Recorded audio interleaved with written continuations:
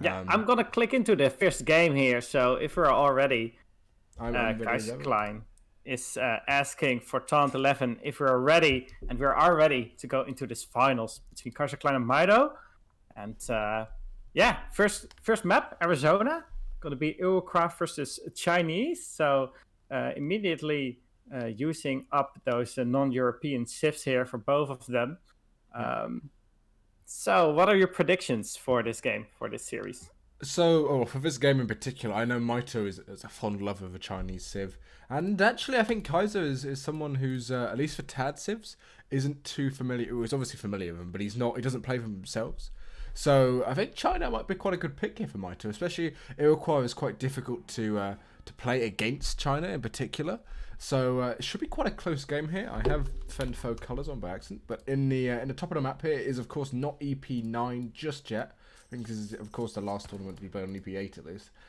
So Mitoe did, Kaiser even spawned with a coin crate, and so did Mitoe here. So not the best start for Mitoe, but he is gonna be able to get a. I think gonna go for a TP here by the looks of it. Yeah, I'm quickly want to talk to you about the hunt balance. If you think they are fine, I personally think this map is ready to go. Just want to check that with you, and then we're indeed all ready to go into this game. Hudson mine seems fine. Yeah, Mitoe going here for a trading post. Thank you very much for Kami Ryu or Paul for subbing there for 13, actually even 15 months on a 13-month streak there, as well as Mini Mount there or Mini Malt even for 8 months there as well. Of course, I will remind everyone, just as we've got a bit of downtime here, that all subs, I think all the revenue from subs on this tournament go towards the charity. If you do exclamation mark, I think it's charity or exclamation mark Sacred Art, it should bring you to the page for that. So I think Trevor told me that overall we've donated something like $350, $400 to charity already, which is incredible. Yep, after all, it is the Stay-at-Home Cup, since most of us are or were in quarantine because of the coronavirus. So we want to give back to the victims of that same virus as well. So, some important things are happening while we're talking. 100 food is a pretty significant treasure to get early on. It may allow the Iroquois player to age up a little bit quicker, or at least have a solid first age. So that's a good pickup by Kaiserklein. Mitoe's got both a trading post and a 60 XP treasure, so he will have no problems rolling out those shipments in the second or third age. Incredibly well macro there for Mitoe as well. Doing on a 200 wood start, getting the TP and the village up, as well as not losing any idle time on that TC. Did lose about 2 or 3 seconds there with getting a villager in queue, but getting that out and being able to get that build order down without basically a minus 100 wood is incredibly impressive. We do see a treasure contention here with Kaiser actually picking up 60 food right underneath that Mitoe's Explorer, and because of that Outlaw Rider, I mean, I don't think Mitoe really wants to fight this. He can't really train a Disciple because it's too costly. Does stun that Outlaw Rider and does get a walk away. Yeah, he does get away, but loses some HP and most importantly, the 60 foot swing towards Kaiserklein. Yeah. So he's got a very favorable H1. I think he's quite happy with his first age here. Whereas Mitoe shouldn't be too unhappy because he got a trade post up in the village. But yeah, the coin start crate and the treasures Kaiserklein got make it not the ideal first age for Mitoe. Yeah, Kaiser going to be up very quickly here. I don't know if he's aging with the fast age, but the speed of it. The Wise Woman actually going to go up the crates here. I think that's what Kaiser tends to do. I think he's going to go for a sort of age 2 aggression into an age 3 play. I think that's something he would quite like to do. But he is going to pick up 80 food here again. So Kaiser actually getting, I think, 240 food total here in age 1. No, 220 food even. Food age 1, which is actually pretty impressive. Going to get his trading post down. We do see GUA actually sending in a 48 party raid there. Thank you very much, GUA. I enjoyed your voice changer stream. It was very funny. But yeah, I mean, I think Mitoe having, considering his treasures and the trait start, having a very good age 1 himself, just showing how good of a player China he actually is. Yep, and it looks like Kaiserklein going for trading post as well, just in time to get the pass on this Trois here. So so far it's done a great H1. Should be very happy with how it went. Looks like he maybe even going for another trade post, or is just gonna follow I around guess. the Chinese explorer here. Looks like Kaiserklein is going to bring his Travail forward, but still, it's not going to be an all-out rush. Of course, he aged up with the crates and not with the fast age-up politician. So Yeah. he's going to put on some aggression, but in the end, he's going to take an economic route as well by getting the trade route. Yeah, I feel like what he's going to do here, Kaiser, he's going to try and take that trade route down, take that trading post in Mitoe down, and just get the stagecoach on here, which is so powerful versus China. You know China's going to stay in their base. Mitoe is going out, of course, with the Forbidden Palace. I think now the 400 wood, 400 food even age up, and actually chopping a lot of wood here. So we might see an age 2 play come out from Kaiser. Oh, Did you see that? Did you catch that? I didn't. I was looking at Mitoe's base. Okay, both of them went for the treasure, but both of them cancelled going for the treasure because they thought the other guy had it. So they went back again, and now Mitoe got the 80 XP. They both said lol. 80 XP is actually quite significant now. 160 XP swing, that's sort of I'd say a quarter of a shipment nowadays. And Mitoe actually stacking 2 shipments here because of all the XP he got. So he could go for a sort of an Age 2 play. Does have Mandarin Duck Squad of all cards in Age 2 there, which actually I don't think is a bad card versus China, but versus Urquhart there. Bit of a hype train going on here by the looks of it in the Twitch chat. Soldier subscribing and Fighting Frenchman subscribing the ear, and I don't know what hype train does, but I actually have no clue what it does. Yeah, there's some perks if you're subscribing in the next few minutes, and then the hype train increases, something like that. What's happening here is quite important, though. The sentries have been called from the town center, and they're actually catching up to the Kanya at some point. So they've done some damage against these Kanya. So this War Academy is definitely going up, and the Kanya have taken some damage. Looks like the Quang Pikemen are next, 9 of them popping out of the town center. They're definitely not going to be touching those Kenya anytime soon if Kaiser pays attention. But it does mean that Mitoe's H-up, which he will want to do at some point, will be delayed by a little bit, not going straight for the 700 coin into an H-up. He's going to send and train some units in the second H first. I'm not entirely sure the 9 Quang Pikemen is the right move here. Because if you're going to go Age 2 as China, as you can see, Mitoe's popped now, 55 out of 50, which I think he's just sent an 8 Chu Canoe shipment, or even maybe 7 Step Riders, I don't actually know. But yeah, I mean, if you're going to play Age 2 as China here, you tend to want to send 700 wood first, get your infrastructure down, get that War Academy down, as well as 2 villages, and sort of propel you into that strong Age 2 timing with you go 700 wood, 9 Quang Pikeman, 8 Chu Canoe, or 8 Chu Canoe, 9 Quang Pikeman, or something like that, with batches from the War Academy there. But actually, Mitoe's army here is quite impressive. And Kaiser does have Tomahawks on there, but Tomahawks here, I feel like a bit weak. There's no cavalry on the field. You don't really expect China to have cavalry. So they're not going to be doing too much damage, and only with 4 Kanya, these Chukano sort of demolish Aina, actually, the Urquhart light infantry. I think Mitoe might actually be fine just pushing out here. He's got the military advantage, and Kaiserklein is going for the full 4 trading post Travois.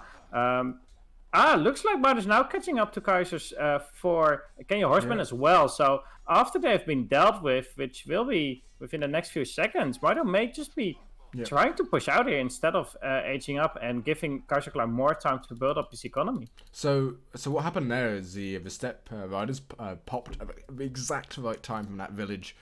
One notable thing about Step Riders actually is they have 7.25 speed, which might only seem a slightly higher than that 6.75, but it's the same as Dragoons. And if you snare the Hussars, but you can't get away because they have 0.5 less speed. Mitoe does need a push here, though. Does have a lot of siege. Obviously, these Step Riders do have 25 siege of their own, so they're not really that negative in that advantage. But there's Quang Pikemen 30 siege on them, and there's a lot of them. They're going to take down these trading posts nice and quickly.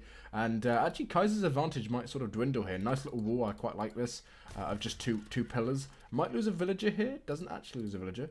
But the wall's not really up though, and looks like this strategic wall is going to be down in just one flame hit from those Quang Pikemen. After that, they're going straight for the Warhead, while the Chukonu are going to try and do some damage against the Tomahawks and the Ayana here. So this war definitely going down, but Mitoe losing a lot of units in the process. Whereas Ayana against Quang Pikemen are incredibly strong. They do effectively the same damage as skirmishers when they're firing and they're in range. Not a lot of these Chukanus left. Zilifar actually donating 5 subs there, so that hype train is boosting. Again, I don't really know what that does. But yeah, these Hyena... And actually, a couple of Canyon at the back coming in here for Kaiser's huge. There's not a lot of Quang Pikemen here. Quang Pikemen going down quickly. These Step Riders are pretty weak units compared to other Hussars type units. And really, I mean, I don't know whose fight this is to win here. I mean, I think Kaiser's going to get a good trade out of this, even though he's lost his what?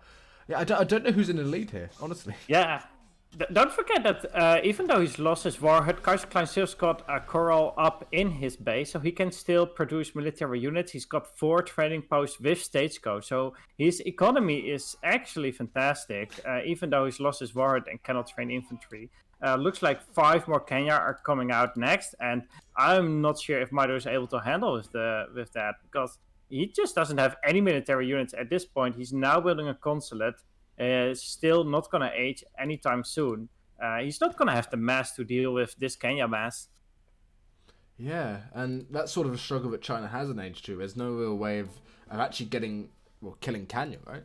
I mean, Kenya aren't the best units because they cost wood instead of coin. So they end up being sort of expensive Hussars that aren't quite as good as normal Hussars. But, I mean, what can Mitoe do? He's only got 3 Quang Pikemen here. He's used his Minutemen, and this raid is going to be quite dangerous. That village won't be able to sort of stay up, and there's going to be 7 villagers, or maybe even another villager going down here. Yeah, another villager going down. Mitoe's trying his hardest to get his villagers back into that village without losing any, but he's lost 2 now, and he's so far behind in the economy. That recalculated economic unit population graph saying 32 to 26. That's a complete lie. It's probably like 50 to Kaiser, to 26 to Mitoe, and Yep.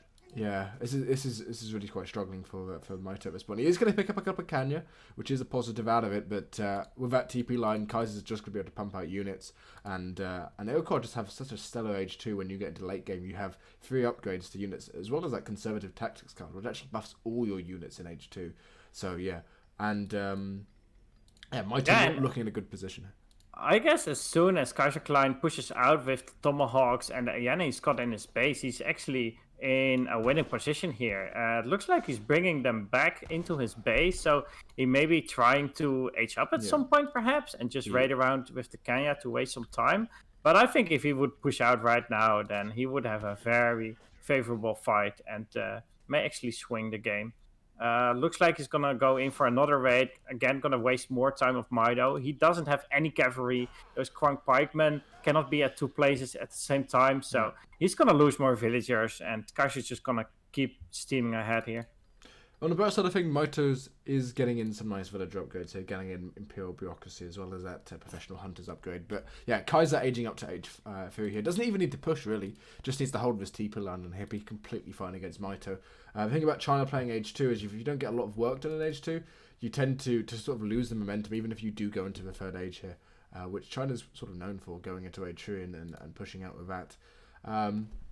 Pardon me. Mitoe is pushing up here, but again, I mean, Kaiser's an age above. Economy is so far ahead that I don't see Mitoe being able to work out really anything here. Even now, sending 700 food instead of sending sort of 700 coin. Does spot that Travois, which is a nice little pickup. Does get it into that war hut though, which is nice for Kaiser. Yeah, he got it. Okay. It's a small little pickup, but the crew that destroyed that ward is immediately gonna get taken down by the Kenya and the Tomahawk army there. Samwise gifting another 5 subscriptions to ESOC TV. Thank you, Samwise12. Also doing some POC gems before, donating some bits. The hype train keeps on going. Thanks a lot. Apparently we're in a tier 4 or level 4 hype train, whatever that means. I have absolutely no clue. But yeah, Mitoe's going to get cleaned up here. Unfortunately, a sort of massive Chukunu and Quang Pikemen. Even though Quang Pikemen are getting quite good trades on those Kenya, funny enough. They're not going to be doing too much damage. And Mitoe's macro isn't really stage anything for going to Age 3, which is sort of what he needs. And even then, if he gets to Age 3, it will have a decent Age 3 themselves, obviously, with those Forest Prowlers. And there's so many Kenya on the field now. I mean, if Kaiser sends sort of Cav HP or even sends 5 Renegade French here, he should be able to just swarm in. I mean, Mitoe, even if he ages up, is going to go up with the Skirmonger, right? And, so he's even got the elite Kenya horsemen now. The only thing Mitoe's got going for him is, I think, the few redcoats that he's got. They are, of course, exceptional against cavalry, but there's 15 Kenya on the field here. 5 musket riders, 11 force powders, which can easily deal with those redcoats. So this is going to be a tough fight for Mitoe, and let's see if he's going to bring the fight back to his base, or if he's going to keep on pushing into Kaiserklein. Big old raid at the back here, which isn't great. And actually, all these villagers up the top in this village right here, the 7 villagers in that village, they're just going to go down super quickly. I mean, always Kanya got a snare. There's enough Aina and sort of forest fellas to ward off any of the approach from Mitoe. Mitoe, I think, sees the writing on the wall, trying to get some damage onto Kaiser here, but I don't think he's able to. He is going to pick up, Mitoe's going to pick up 5 forest fellas here with the Disciples, which effectively are Cav, even though they are pretty weak Cav. So he's going to pick up those, although Kanya even coming back, which I've got to clean those up. Does pick up another, I think that's an 8 skirmisher shipment from Kaiser here, but again, I mean, Kaiser's at a point where Mitoe even did somehow escape all those villagers, which is quite impressive. He escaped with the 7 villagers. I guess Kaiser wasn't paying attention to the sieging of that village, which makes sense. Was very preoccupied here with Mitoe steaming into his base. So Mitoe is doing a good job wasting Kaiser's time, but I'm not quite sure what he wants to do with the time that he's won here. Looks like he actually wants to go for the age up. He sent the 700 coin, wants to go to the 3rd age, but Kaiser probably sees that coming as well, with the units now walking in, so he will know how to react. Yeah, and I mean the army difference is so large, 72 to 35 here. GUA actually gifting a sub to I think that's Tits, the username, yeah, Tit. And actually Harrison gifting a sub to Passy now, so we're apparently nearly halfway towards a level 6 hype train, whatever that does. Yeah, that's the highest level. I think it will give us some unique emotes that we can use during the hype or something. That's pretty cool. Might just still actually, no, Kaiser even losing actually a lot of Kanya here, being, I would say, a bit sloppy on all these Kanya dying to his Quang Pikemen, but I mean, once all those die, there's going to be enough Kanya just to snare these rest of his Chukanu, and Mito's mass is just going to go down. And Kaiser in such a lead here. I mean, he's 44 to 31 economic unit population. But again, if you account for his trading posts is around 4 villagers on if you put it up to the wood. So yeah, it's I mean, Kaiser's so far ahead in eco now. Mitoe agent with that Skirmwander, but that Skirmwander is just going to get dealt with by the Kanya mass. And even just the forest dwellers themselves beat the Chinese skirms quite handily. Yeah, it looks like Kaiser is indeed being a little bit more sloppy now, but mostly because he can afford to. He doesn't really need to micro everything correctly to win that fight. So he jams his units in there and just makes sure that Mitoe cannot escape. He did actually escape with a few units, but most of them Chukonu, so they're not really going to be any danger to Kaiserklein's base. And it looks like in Mitoe's base is where this game will probably end. He's now in the 3rd age. He's got the skirmisher shipment, but is that going to be enough to deal with 12 Kenya horsemen and 5 gendarmes? I don't think so. No. This is really, really difficult. I mean, maybe if he got Manchu out, he might have a slight chance, but getting 1,000 coin here for Mitoe is going to be very difficult. And there's the resignation coming in. GG coming in for Mitoe, GG coming in for Kaiser. And yeah, I think that sort of fight around that trading post, that war hut area, that sort of marked the end for Mitoe's game here. Unfortunately, losing, going to be quite a bad fight because of how the extra Kanya coming in. If those Kanya weren't there, I feel that the game would have gone very, very differently. People still donating. Men's Vitamins, which is, I wouldn't say who it is, but I think most people know who it is. They're getting a donation from Zeely Flower there. We're apparently on a level 6 train, maybe? It says 17 subs or something. Yeah, we have now got 17 subs and 1,000 bits during this game, which were donated. So that gives us some emotes that we have now unlocked. Not quite sure how useful it is, but the donations and the support is really useful to keep us hosting these tournaments and to keep us entertaining you. So thanks a lot for the hype train, and let's keep that hype train going into the second game here. Yeah, and actually I think that's around $60, $70 or whatever to a charity, which is nice. Yeah, definitely. Yeah, looking at the graphs here, the military unit population graph, I think is the most telling. You can see fight Mitoe actually having a significant advantage, sort of 20 units for Kaiser there, and nearly 40 for Mitoe. And Mitoe's sort of flooring, only actually killing 6 of Mitoe's units, weirdly. Of Kaiser's units even. and losing all his mass, and he was never able to get to a point where he was ahead of Kaiser after that. The same goes for the all units gathered.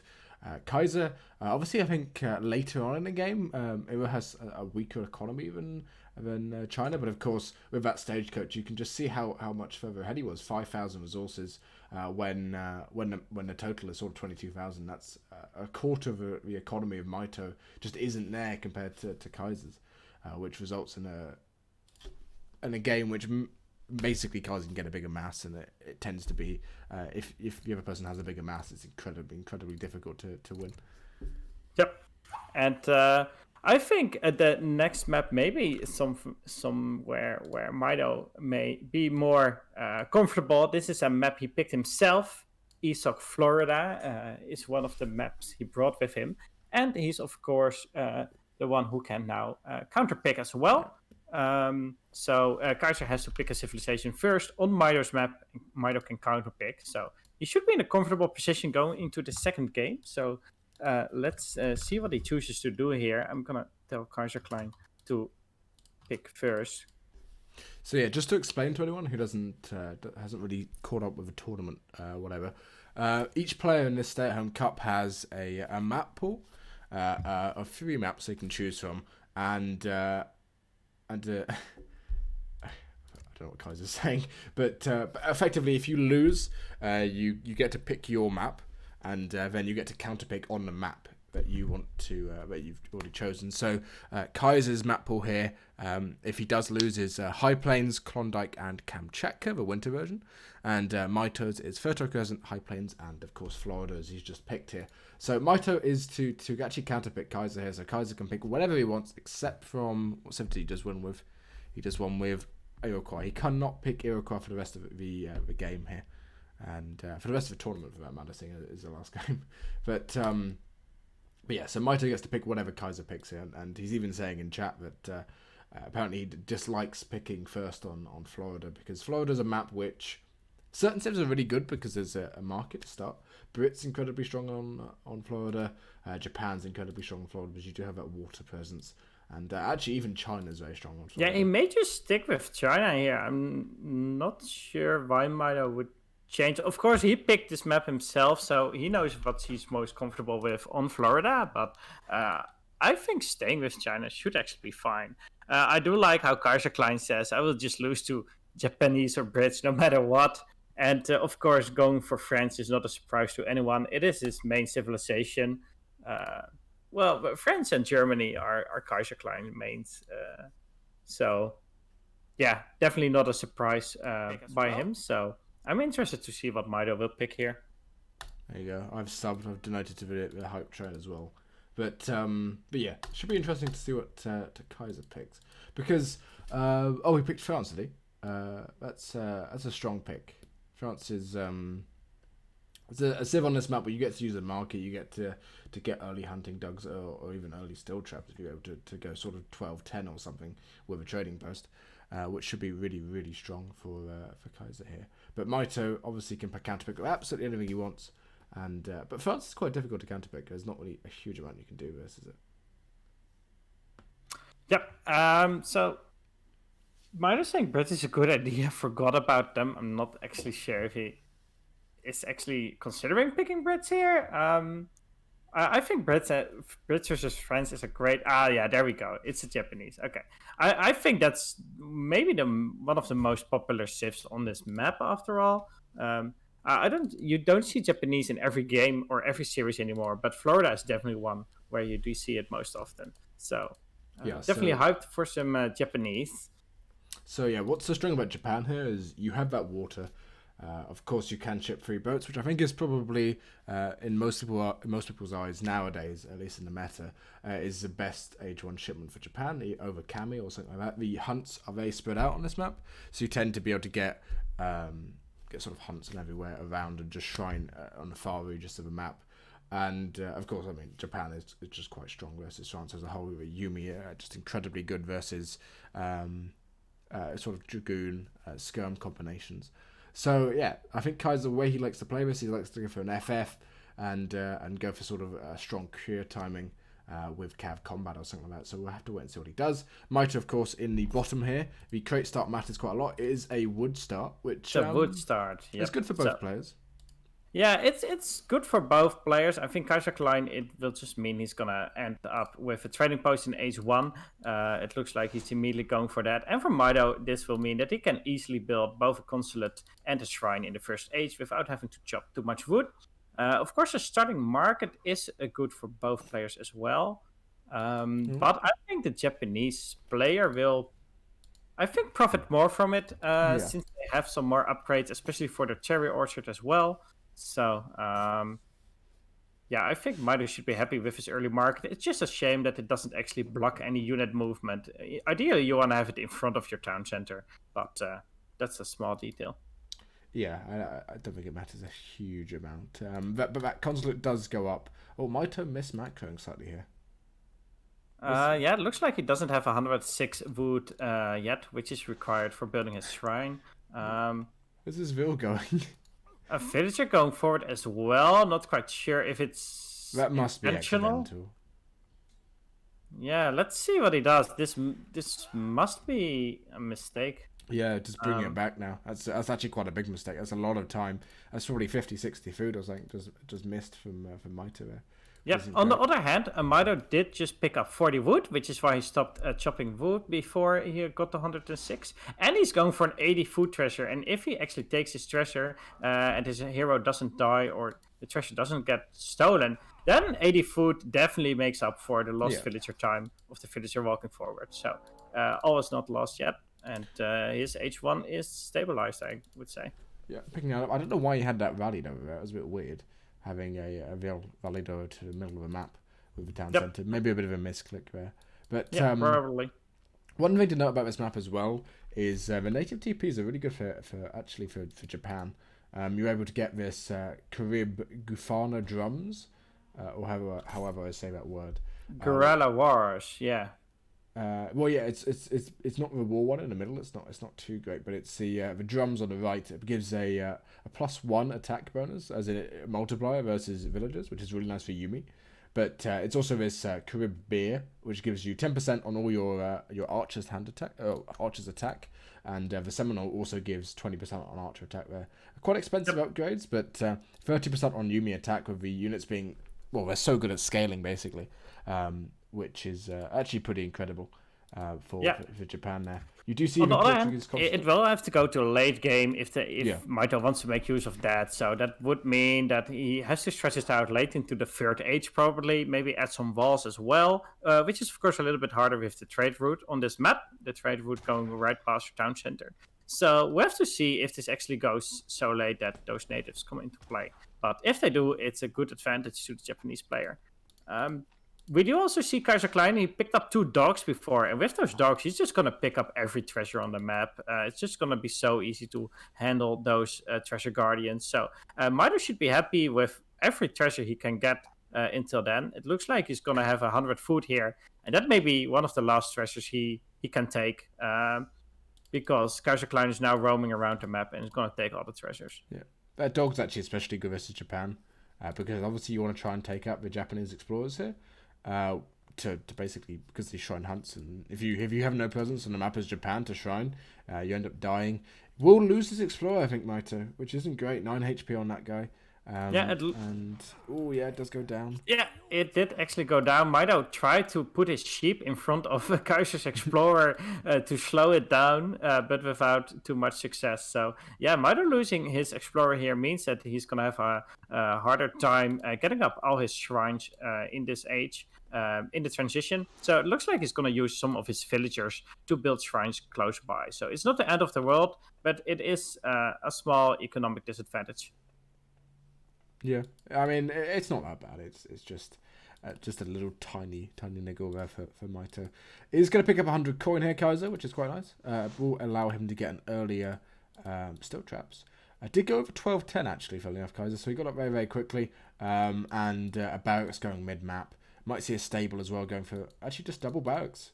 So I think crossbow pike. It could be double musket, but if the next shipment is 700 wood, it could be crossbow pike as well. Yeah. we'll have to see. I think the crossbow pike is, yeah, it actually looks like that's what he's going for.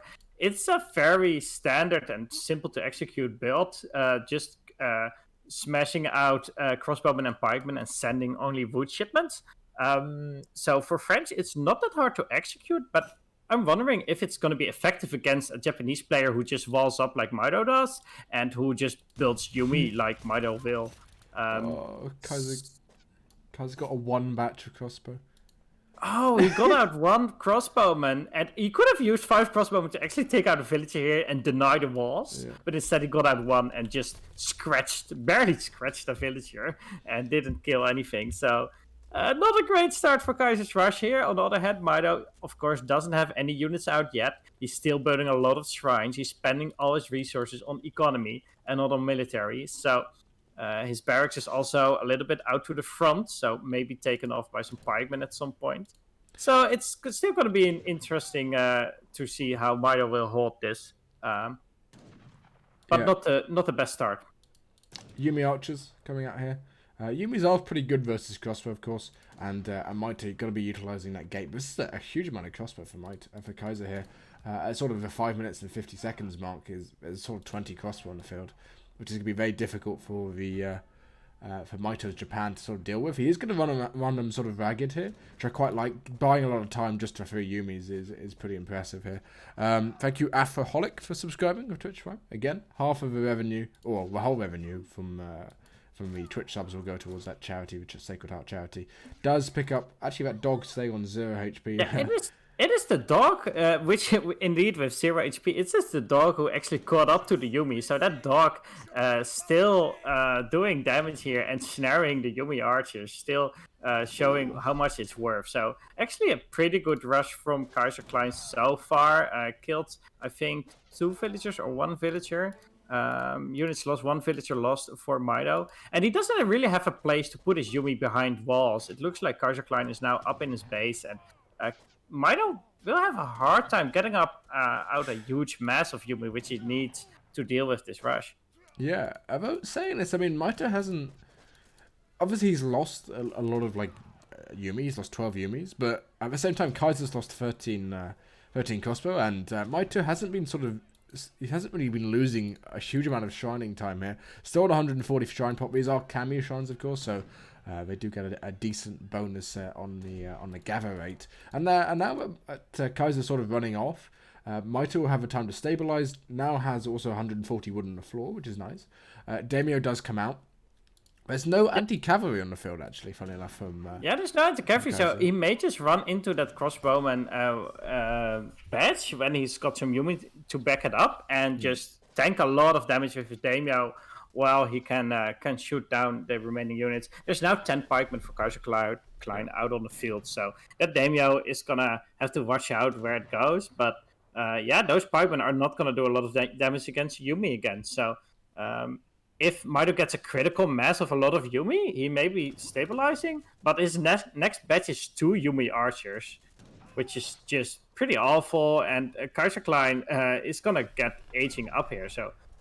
I'm not quite sure if Mitoe is still really stabilized yet. Yeah, he's not in a great position, but it's not an unwinnable position. It's not so you couldn't sort of come back from. We do see, of course, Nili export actually ready for the batch of Besterios. But how does Mitoe sort of deal with Falconet pressure or Cuirassier pressure here from Kaiser? It's going to be very, very difficult. Mr. Bramboy there did actually subscribe as well, which is very nice of him. So thanks for the subscription. And yes, not quite sure how he's gonna deal with Falconets, and I feel that he probably wants to push out before Kaiserklein reaches the third age, or at least reaches those Falconets. But Mitoe just gonna put up more walls into his base, gonna keep on turtling here, but it's just gonna be so hard for him to ever deal with Falconets. Those walls will not really help him in that case. All the trees he has are in front of his town center as well, so gathering safely is just going to be really hard for him. He's still got a good shrine population, but not on 200 shrines yet, so his economy is not that far ahead of Kaiserklein. He's actually only on, I think, about 14 shrines here. which obviously isn't the greatest. Of course, that Toshogu Shrine does count for 2. So in that regard, he's okay. But yeah, economically, we're about equal, I think. Obviously, Japan's does say 38, but there is that trading post for Kaiser, and of course, the recalculated economic unit population is slightly like skewed for Japan because their villages aren't sort of full fat villages. They're slightly worse because they're only on berry bushes. But this push here will be quite nice. I mean, there is just 2 falconets coming in, but there's not a huge amount of anti-cav. And so imagine if Mitoe was able to train sort of 5 Nagis from that daimyo. You get a lot of work done here with the Bestieros and the Yumi archers, but he needs to be careful. There's 2 falconets coming in, going to be getting off at least 2 shots. Actually, one only shot, one. but yeah, immediately killing off some units. At least Mitoe now knows where the falconets are. Kaiser also still got the scout up here, so he also has got some sight on the movement of Mitoe's army, which is a good advantage for him. It looks like Mitoe is now creating some Ashigaru instead of Yumi archers. I'm not quite sure if this is purely for anti-cavalry or if at some point he wants to smash them into the falconets or into the crossbowmen. But Yumi archers at least got the range to better deal with those falconets. It's going to be really hard for the Ashigaru to do that. Yeah, and actually the falconet's going to go directly on that town centre. Kaiser going to go down. Villager coming forward, really dying. But yeah, that town centre is going to go down relatively quickly. Has Mitoe not sent the shipment since that daimyo? That's a long time ago. I don't know if the UI's bugged here, but that's a good call. Yeah, he should definitely have shipped at least 1 shipment since then. Maybe he forgot about it and it's now in their way. That could be the case. But that town centre going down very, very quickly now. Only 1,000 HP, and there's a lot of villagers going to be in there. Maybe Mitoe can win with a Vil pull and the CM pull. There's the CM coming in. One of the falconets just went down by a villager shot, and it looks like he's pushing everything into it. And 5 ashes. Yes. I think Yeah. He might be fine here, Mitoe. I mean, that TC is only on 684 HP, but those pikemen are down. That daimyo might go down, but I think that's fine just for Mitoe to trade that off. Mitoe will survive here, but I don't know how he really comes back from sort of, Fukuya Sears coming in or something like that. There's not a lot of Ashi here. Needs to get another piece of wall up, really, to be able to do anything, and needs to fix that town centre up. A lot of villagers idled already. These berry bushes only on... Actually, they've still got a lot of food. That's not really something Mitoe needs to worry about here. But I'm still confused to why there was a 5-minute gap between those 2 shipments. That was incredibly long. Yeah, that's a really long time. We'll have to ask Mitoe about that maybe after this series. But yeah, I think he held it as best as he could. But the follow-up for Kaiserklein is just so strong. Stuff like 3 cuirassiers, and after that we'll perhaps see some goon shipments or skirmisher shipments. Mitoe realizing this as well and calling GG here.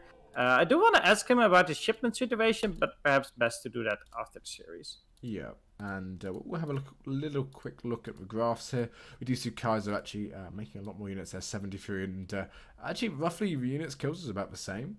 But unfortunately for Mitoe, even though he did win that fight at the end, he's never going to be able to remass as much as Kaiser, and Kaiser's just his age 3. He's got better units at the end of the day. And one thing that Japan does struggle with, of course, is heavy cavalry when they don't have that Ashigaru upgrade, which gives them 4.5 times cavalry. So yeah, Chris is I think they just demolish H2 Japan. So it's very, very difficult for Kaiser to really do anything here, or Mitoe even to do anything here. And Kaiser taking his 2nd win on Florida, which is a really good map for Japan here. Yep, and with that being said, it's now up for... Kaiser to pick a civilization again, right? Yeah, so Kaiser has to pick first, and it is of course on Mitoe's map again. He can't pick Florida, but he can pick Fertile Crescent and High Plains. The thing about Mitoe's playstyle and Kaiser's playstyle, both of them have pretty standard playstyles. So they've picked standard maps. So it's not like Mitoe can... He's now 2-0 down. It's effectively first to 4 here. But he can't pick something like Ceylon or Indonesia or something like that and sort of play against Kaiser's very standard play because he himself plays very standard. So it's sort of a sticky spot for Mitoe here. Of course, I mean, losing 2 games, we've seen people come back from losing 3 and then come back to win the series as 4. But it's going to be very, very difficult here for Mitoe. Kaiser's now used 2 civs, Iroquois and France, but I mean, Kaiser doesn't have a weak civ pool. He has Germany he can still play, which is arguably his best civ. He can still play Ottoman. He can still play a lot of civs. So, yeah, Mitoe in a bit of a sticky situation here. But, of course, he does get to pick his map and he gets the counter pick, which is sort of a silver lining for him. Yep. Yeah, so not only can he recounter the civilization, he can also do it on the map that he picks himself. And his maps are Fertile Crescent, High Plains, and Florida. So he can now choose Fertile Crescent or High Plains. And yeah, maybe he will actually... I'm not quite sure. I think High Plains should be interesting to see, but I'm not quite sure if either one of them want to go for Otto or Spain, which is the civilizations you usually see on that map. So I'm interested to see what he wants to play on High Plains, what civilization he likes on that map. Yeah, so if he does go for High Plains, of course he can, of course, pick Fertile Crescent, which is pretty standard. High Plains is a map you want to play Ottoman or Spain, or even Portugal is quite good, but you don't really want to play Portugal versus Spain. So Kaiser, with a first pick, will just pick Spain or Otto, right? And it's going to be, you basically can't counterpick them on the map. So, yeah, unfortunately for Mitoe, the two last picks he has, I think he has to pick Fertile Crescent here as a map. But he actually picks High Plains, so apparently I'm speaking in tongues completely wrong here. So High Plains coming in. A map which has, I think, 5 TP line and, is it 4 native TPs? I think off the top of my head. Yes, there's indeed 4 native TPs and trade route of 5. So the trade route is really what is going to decide most of the games on High Plains. It's often a fight about the trade post here. And that's especially good for, what I mentioned before. Stuff like Spain or Ottoman, and indeed Kaiserklein immediately gonna pick the Ottoman civilization here. And Mitoe even calling it beforehand. He says Otto ? So it looks like Mitoe knows, okay, what Kaiser's gonna do on this map, what civilization he's gonna pick. So I'm hoping he's actually prepared something for this exact situation. Maybe a counter pick that he knows is gonna do well against Kaiser's strategy here. Really interested to see how much he's prepared this matchup on this specific map. Yeah. Mitoe, of course, can counterpick. Sue's a really good counterpick for Otto here. I think China. I feel like Mitoe feels like China's a pretty decent counterpick as well, honestly. Because going back even to the first game, we saw Kaiser grinning in as Ottoman. And then Mitoe, I think Kaiser said, you playing China or something like that along those lines, and he said Mitoe said yes if you're playing Ottoman, so that he might go for China here. Of course he still can do. Spain, not a bad pick either, because you do have those dogs which you can sort of contest the TP line in sort of transition to age 2 from age 1. And actually on this exact map we did see I think it was Mitoe versus Kaiser playing Spain versus Ottoman. And actually, Kaiser clinched the match as Otto. But there's the Spain coming in. There is the Spain pain train. We've already had the hype train, so now the Spain train coming in. So, also a very experience-dependent civilization, of course. So, Duck just donated $500. $500? Yeah, so Seed Eater, I assume is Duck because the meme is Duck eat the seed, the avocado seed. So, yeah, Duck just donated $500. I assume that's Duck. You have to let us know in the chat if it is him. But yeah, $500. I'm not entirely sure if that goes to charity or not. You have to let me know. But even if so, $500 is a huge amount of money. Duck has donated a large amount of money to ESOC in the past as well. So yeah, thank you very much, Duck. And I don't know if you want to say anything about it, Mark. But thanks a lot, Duck, for supporting us and the charity. For what I know, the subscriptions do not go to charity, but the other donations do. I think that's how it's supposed to be, which is why we have the donation bar for the Sacred Heart charity, which automatically should fill up when donations come in. I'm going to click into the next game here. Looks like Kaiser and Mitoe are ready. And going to see what they will make of this Ottoman versus Spain train on High Plains. Yeah, Ottoman versus Spain. Quite a classic matchup on this map. Obviously, Spain has that ATP. They have the dogs they can utilize, which do cost, I think, 80 food. Which are incredibly good at denying that trading post line early on. But Kaiser, a probably expected sort of Spain to come out here for Mitoe over Spain or Sue or something like that. So he's I think Kaiser's played this matchup a fair few times himself, and really I mean I don't know. Spain I think tends to do sort of everything Ottoman does but slightly worse because Well, to some extent, perhaps I get what you mean, but they do have some options available to them, which are okay. By the way, have you updated the score? That's something I have done. Yeah, asked. Okay. I saw Okay. Brambo's message in the media Yeah. team Discord, but is a coin start, which I don't know. I don't know who that benefits actually. A coin start. Obviously Ottoman can go for the TP anyway because they start with 300 wood, but yeah, I'm not entirely sure who that benefits. I'm not quite sure either. I guess that the Ottoman is the one who uses their coin first to either age up or build units in the second age, or maybe for hunting dogs. So I guess Ottoman uses it first, but the difference should be not really significant. Um, so it doesn't really matter, I feel. Kaiserklein, by the way, immediately going for, I think that's the best trade post. That's the one that you can build in the first age immediately and get the first pass on from the trade profile. So immediately going for the top trading post here. Well, Mario actually taking very dangerously guarded Outlaw Rider treasure here, but for 210 experience. So if he can take that without his hero getting killed, he's going to be in a very great starting position experience-wise. So Bramboy just confirmed in the chat that apparently it's the other way around. Subs go to charity and donations don't.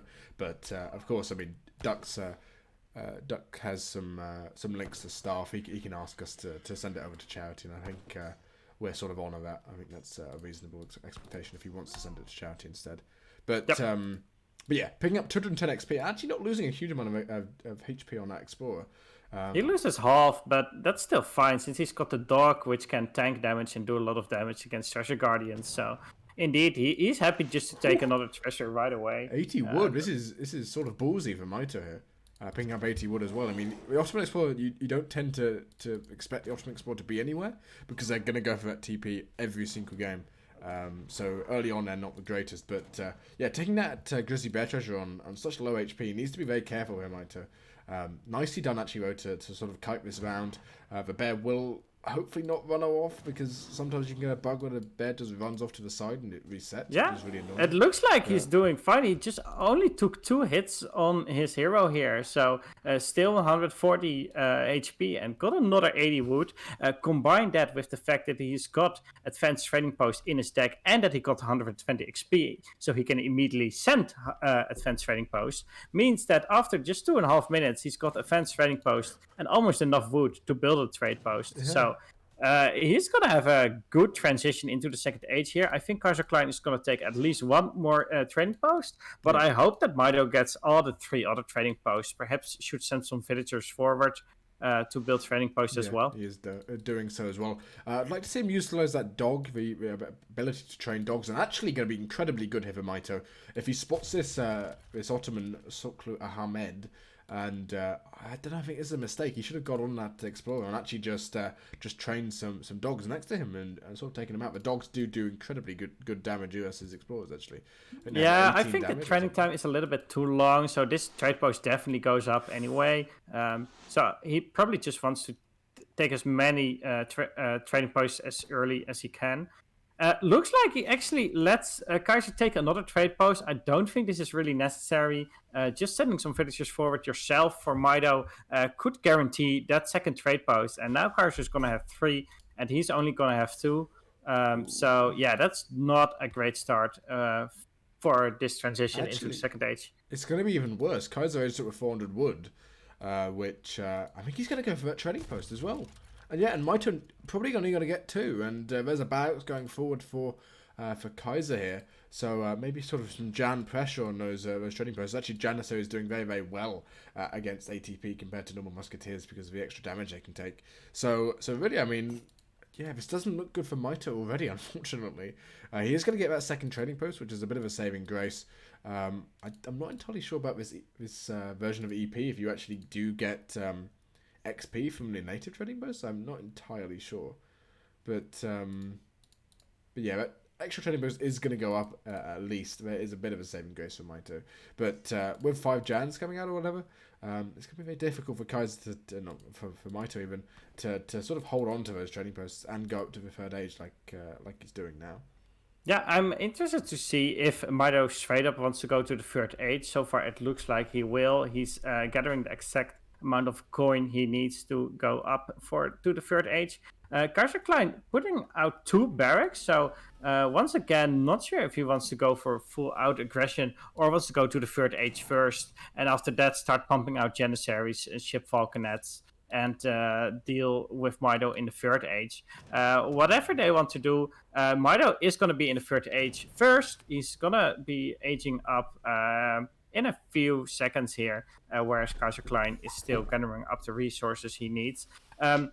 One thing Mitoe's got going for him is the fact that Kaiserklein got the center trade post, which is the one which usually got contested the most. Yeah. So Mitoe's trading posts on the edges, or well, the center two, are a little bit more secured. It's harder for Kaiserklein to be both here and here at the same time. So that's the one thing he's got going for him.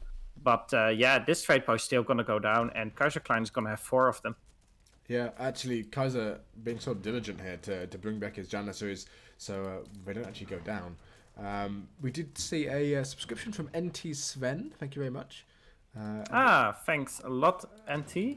But yeah, this trading post is going to go down quite quickly. There's a lot of Janissaries on the field now, and Kaiser, by the looks of it, going to be sticking to age 2. Actually, I think he did send 700 coin, but didn't actually use it to age up. So. Yeah, but I think this is going to be quite difficult for Kaiser to actually deal with the age 3 pressure from Spain. Of course, Spain does have nice cars like 5 Lancers, 2 Falconets, and what have you. But and even Spanish Gold is actually quite strong here. But, yeah, the thing is though, Spanish doesn't have access to things like 8 skirmisher shipments, so just hitting and running Janissaries around the map is not something they can do easily. They will have to train every skirmisher they want to have.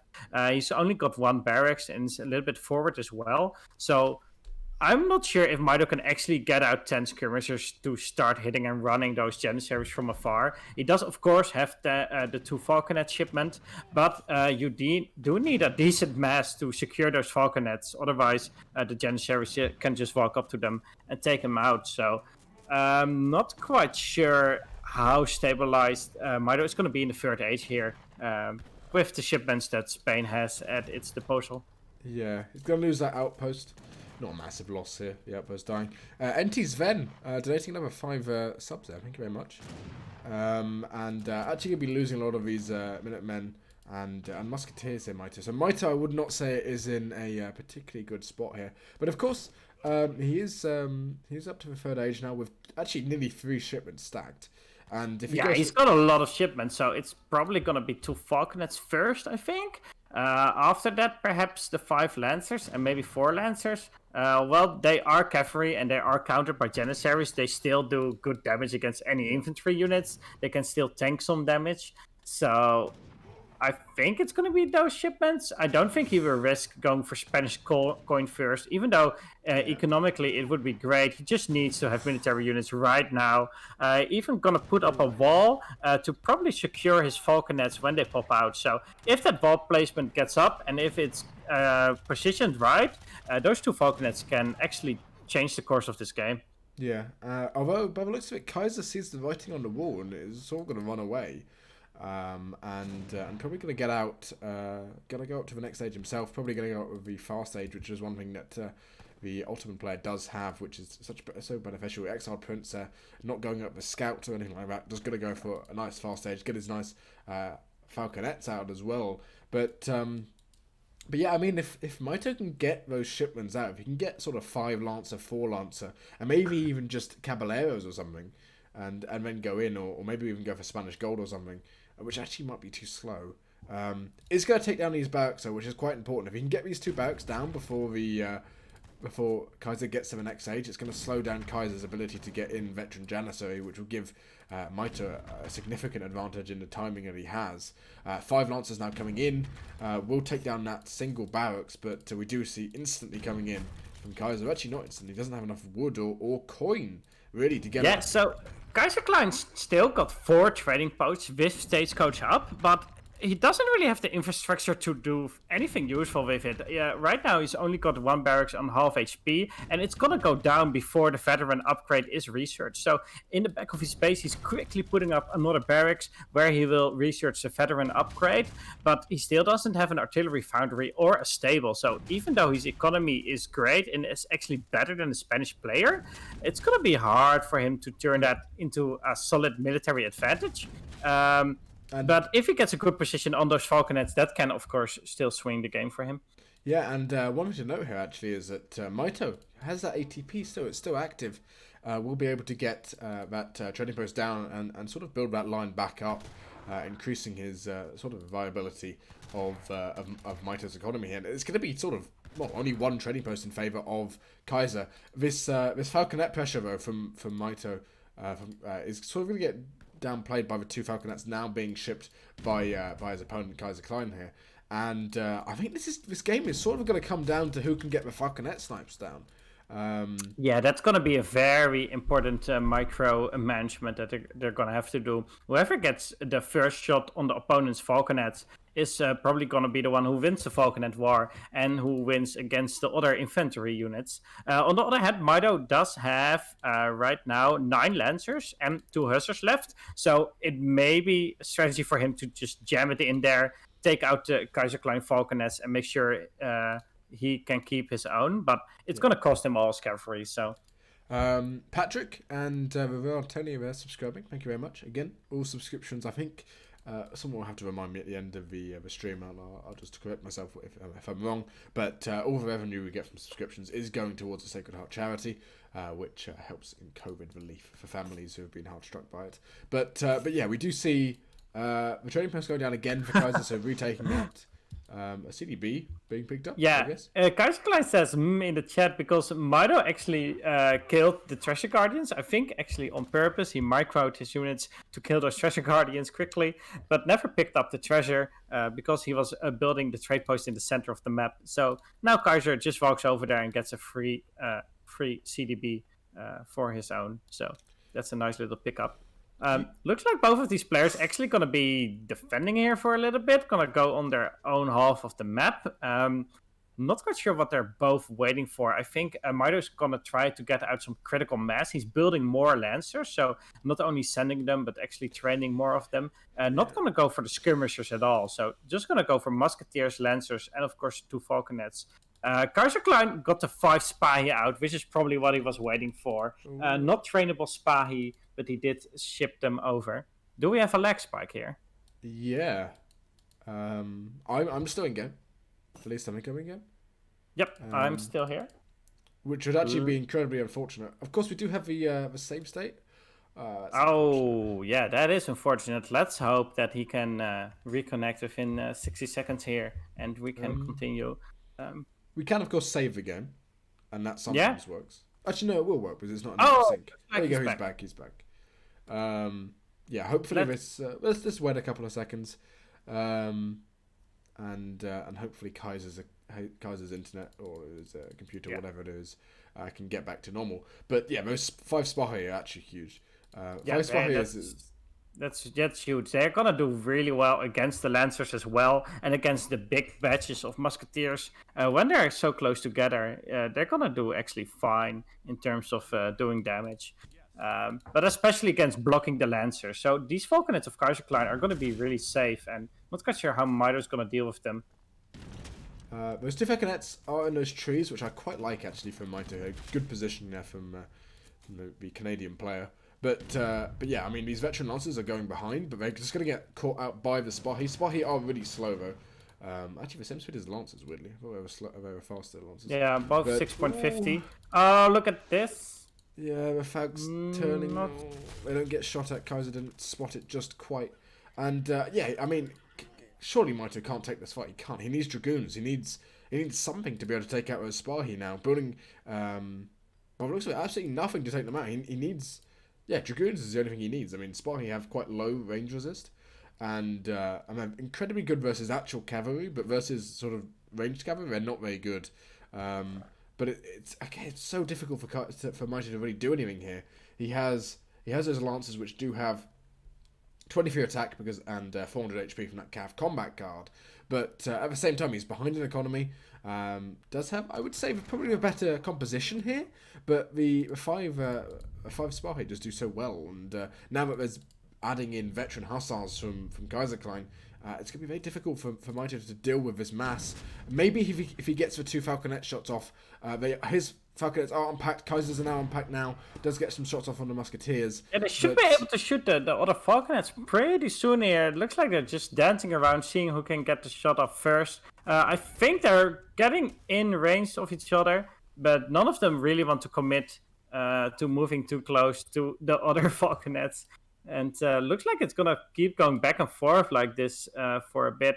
Janissary combat now out, and I think Kaiserklein is pretty much gonna reach his peak here. Mitoe still just training Musketeers, so no skirmishers yet, which is of course gonna do fine against the Hussars and the Spahi, but just doesn't have a solid way of dealing with the big batches of Janissaries yet. It doesn't have a lot of anti-infantry like skirmishers, and yeah, I think Kaiserklein is just slowly gonna push out here and is gonna be in a good spot. Yeah, I think he's in a good spot here myself as well. Caballeros coming in would be quite nice as well. Having a look at Mitoe's deck, does have 9 Rodaleros, which would work quite well. But I think he just needs Dragoons. I mean, it does have a stable on the field somewhere. Yeah, stable back here. But there's no units in queue for Mitoe. He's sort of starved of resources. There is this hunt down here, which he can utilise. But it's getting to the point where, I mean, these Musketeers are actually significantly worse than these Janissaries, having 100 less HP. And there's quite a big push here from Kaiser, veteran Hussars, and as well as a Spahi. Would like to see Cav combat coming in at some point for Kaiser, simply because they actually do, I think the Cav combat for Ottoman does actually buff Janissaries. Yeah. Or even, I mean, if he gets Mamluks in here, the game's over. And he can just push in. But at this very point, I mean, Mitoe is, I would say, slightly behind, but he's down. He's not down and out. If he masses enough Rodaleros, gets in again. He just sent 9 Rodaleros. Now gets in enough Rodaleros as well as Lancers. He can try with decent Micah to get in the fight and sort of demolish that veteran Hussar and Spahi mass and just take out those Janissaries. But it's going to be very difficult. Yeah, and of course he's not out yet. The military unit population is even, which is a really exciting thing to see after 60 minutes in game. But the Kaiserklein units are definitely the stronger ones. The upgraded Janissaries, both veteran and with Janissary combat, are just straight up stronger than the veteran Musketeers of Mitoe. So, well, the population is even. The Kaiserklein army is definitely the better one of the two. But perhaps Mitoe can make use of the fact that he's got more cavalry, so more mobility. He's got the Rodaleros as well, which are very mobile. So there are some things Mitoe can use to turn this into an advantage for him, but it's definitely going to be very difficult. Cavalry combat now out for Kaiserklein as well. So his army is just pure strength. And I'm not quite sure if Mitoe may actually get caught out of position here, going to get sandwiched between... his own base, Kaiserklein's base, and his army. Yeah. Kaiserklein is now free to just walk into Mitoe's base and start killing off villagers with his cavalry, where, well, Mitoe is just concentrating on killing one house. And actually, Spahi are incredibly good at raiding. I mean, you can look at the stats of your Spahi now with Cav combat. They have 862 HP and 40 attack with an area of 3. So they're sort of the same, on par with Cav combat H4 gendarmes, if you will, from the French ones. So yeah, I mean, this doesn't look good for Mitoe here. But again, I mean, he's going to catch maybe slightly out of place here for Kaiser. And those 2 Falconets, the sort of fight with the Falconets is going to be really important here. The veteran lancers are on actually the correct units, so if anything, I mean, this is looking quite good for Mitoe. This positioning's very good. I mean, there's lancers now on the cavalry, which isn't the best, and the musketeers at the back there. But the lancers have been sort of chewing through these janissaries, and at the same time now apparently. Yeah, he's never gonna deal with those janissaries, and the falconets are just in such a good position behind the cliff here, gonna get defended by the janissaries as well, and was just really hard for Mitoe to ever get close to those falconets and ever deal with those janissaries without the right units. Musketeers didn't even fight the hussars and the spahi, but the lancers fought the hussars, and yeah, definitely a big loss in that fight here. Calling it GG. And actually quite a long game for these two civs. Normally these sort of games you set to end up they sort of end when the Falconet War ends. But because there wasn't a big fight until the end there, the sort of Ottoman scaling, if anything, worked out well there because the Janissaries are just so strong. 294 HP, as well as that 20% melee resist, sort of puts their HP at around, I say 350. And against Lancers without Caballeros, they're going to trade very, very well. The Musketeers as well, being in a situation where they're a lot worse than the Janissaries, especially in hand-to-hand combat, which they were in. Falconets went down just by the Spahi, and really, I mean, the game is just over at that point completely. Looking at the military unit population graph, you can see actually they had a roughly the same amount of military unit count, of Mitoe actually having slightly ahead of Kaiser there, but it's just the power of the Ottoman units which is just so strong there, and the all resources gathered. Although it was slightly closer than I actually expected of that TP line, it was sort of 5,000 ahead for Mitoe, for Kaiser there, even propelling him into sort of a forward position and allowing him to send basically just unit shipments, unit upgrades after that spy. Yep. Yeah. So of course the Ottoman Musketeers are already much stronger than the ones of Spain, but with the card on them and the veteran upgrade, it was just really impossible for Mito to deal with them. Let's see. He's gonna go for Fertile Crescent. That is the last map Mito has at his disposal. He says pick Russia, probably. Yeah. And doesn't look good for Mito there, but a reverse sweep is, of course, possible. We've seen it done before.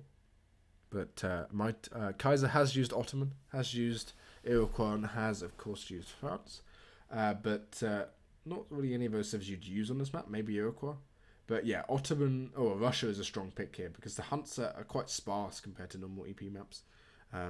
So it's going to be quite difficult for really Mito to counterpick this. I mean, he can counterpick Russia with Ottoman himself, which would be quite strong. Or counterpick, of course. Oh, Germany coming in. Yeah, Germany. Basically favorite civ of Kaiserklein. He feels like this is a good map to bring it on. I mean, it's a fine map for Germany, and that's why the mirror is coming out. Okay, so gotta have a German mirror here. And this is match point for Kaiserklein. If he wins this game, he is gonna be the victor of this tournament of the ESOC Stay-at-Home Cup. But Mito can still bring it back, can do a sweep in the other direction. Let's see what he makes of it.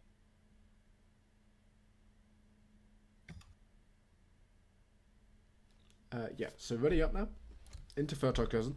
So it's Germany versus Germany. This is normally sort of a first pick, I think, for sort of first game pick for both players. And actually, I think this is probably the matchup between the two players we've seen the most. Obviously, these two players being incredibly good, probably the top two, I'd say. Top two, I think, is maybe with Hazard slotted in between the two. I don't know how people would sort of rank them. But this matchup is pure skill. I mean, it's a mirror matchup, and it should sort of show, in my mind, who is the sort of a victor in terms of sort of pure micro skill or whatever. But there is, of course, definitely a lot of micro skill involved here, as well as map awareness and overall game plan. Of course, Yulan raids everywhere and trying to micro them out and macro, so you have the most Yulans out more than your opponent. But on the other hand, there's also a strategic level to it, which of course should be the case in a good Age of Empires 3 matchup. Going for double Soldners or not, gonna go for a forward base here or not. Those are all things that you can consider. And that makes the game also strategically interesting. So it's not just a micromanagement game. Hoping to see some H2 double Soldner action from Mito here. Not surprised if we will see it. Just alt-tabbed by accident. That's my mistake. This is an incredibly nice pick-up for Mito. It's only 40 wood, which may seem quite small, but it actually allows Mito to go for a sort of an earlier market here. I mean, Kaiser did pick up 40 cord himself, so about equal in terms of that. But going for an early market with that 300 wood, 330 even 100 wood start, is quite difficult for Germany sometimes. I would argue it's sort of Germany's worst start. But going for that market is quite nice. Kaiser does get the hunting dogs in earlier, but he is going to have quite a trouble getting in that house. And actually, how is he getting that house up? He's not got any villagers on Oh, he got. Yeah. Yeah, he got the treasure, which gives him 5 population cap, so he doesn't have to build a house in the first age, which is pretty good. I mean, it's basically 100 wood right now, which he gets by picking up that one treasure. On the other hand, it took him a long time to get that treasure, Yeah. and also quite a bit of HP. While Mitoe, of course, got the 40 wood and now got 45 food. So, Yeah. but still an interesting way to play out the first age. So the other negative to this as well is you don't get as much XP either. Like you can see, Mitoe is it's probably about 10 seconds in front of Kaiser just because he built that house. Houses, of course, give 20 XP, so that's something to snuff at, but it will be a slight advantage for Mitoe there. But, yeah, it looks like Kaiserklein now overpopping. So he's on 17 population out of the 15. So this is going to be his age up. He cannot really train any villagers anymore other than what's in queue. Whereas Mitoe can still play around with that. But an interesting way to play out the first age, definitely. Yeah. Kaiser is actually going to pick up 100 food here, which is particularly nice. You can see how well he's kiting that lion there, going back and forth. 2 settler wagons coming in for Mitoe actually very, very quickly. 2 minutes and 25 seconds is sort of comparable to getting an early TP, actually, if anything. It's definitely a lot quicker than Kaiserklein, so that is a small advantage he's got going for him. On the other hand, looks like Kaiserklein a little bit ahead in food count, so maybe aging up a little bit faster as well. So that's one thing to look out for. What is also interesting is take a look at the decks, and it looks like Mitoe has got the 5 Yulans in his deck in the second age. So if there's one thing that is noteworthy, it's that he's got 5 Yulans and 600 wood, but doesn't have the 2 settler wagons, for example. Yeah. So that which is kind of odd for Mitoe, actually. Because I think normally in this matchup, Mitoe is the sort of person to go for quite a greedy build. Mitoe as a player is a relatively greedy player comparative to Kaiserklein. So yeah, normally, I mean, I've seen Mitoe a fair few times in this matchup, in particular, going for sort of 3 settler wagons, 2 settler wagons, 700 wood, or 3 settler wagons, 700 wood, 2 settler wagons, or something like that. So yeah, having that, not having that ability to go for a more eco approach is quite interesting for Mitoe here. But 5 Ulan in deck sort of tells me that maybe he wants to go for sort of age 2 play, maybe. Yeah, it looks like Mitoe at least is more comfortable in the second age here, and that's why he's got a bit more military units in that age. Also got both the cavalry upgrades in the second age. He's got team cavalry attack, which is really interesting because it doesn't actually give you 2 Yulan since it's a team card. So he's actually choosing not to receive 2 Yulan for that card for getting 10% more attack on his Yulan. So that's an interesting strategic choice by Mitoe, which Kaiserklein has not chosen to do. Instead, he's got the hand infantry hit points. Both of them, of course, going to take a trade post here, and I think both of them going to cross the center here, and perhaps going to go to the other side to build a trade post as well. Maybe we're going to have a small treasure contention about the 80 wood first, though. Yeah, and actually Kaiser's up ever so slightly quicker, which is quite important in this matchup. We will see if Mitoe actually sees that. It's going to be quite a big contention. 80 wood for early on is actually particularly good for Germany here. Mitoe is going to shoot this gun. Yes, he's got it. Yeah, Mitoe just got it there, which is really nice. And actually, Kaiser going towards Mitoe's base. It's going to be quite difficult here. I mean, if 2 Ulans comes out, there's more HP on that Augustine. I'm not going to say the surname, that's too hard for me. But yeah, that Johann Explorer is going to go forward. Probably going to get taken out by 2 Ulan, which isn't going to be the greatest. He will spot the German stable going up. Mitoe going, Kaiser even going for stable. So both players going for a stable. And yeah, there's the 3 settler wagons coming in. They are going to take out that German Explorer. Although they miss it, and that's actually huge. Missing that German Explorer is absolutely massive because that Mitoe's Explorer is going to be able to scout the stable, going to be able to see what Kaiser's doing. And actually, I mean, the same goes for Kaiser. Kaiser getting his Explorer, that's quite big. Yep. I'm not quite sure what Kaiser was actually scouting for, since, I mean, you can bet on the other player going for a stable first and sending 3 settler wagons first. Perhaps he just wanted to confirm that. Other than that, I'm not really sure what he wanted to look out for. The going stable first is probably the standard, but perhaps he was looking out for potential barracks. Yeah. because you can play barracks in this matchup quite easily. Actually, these Ulan for Kaiser needs to be careful.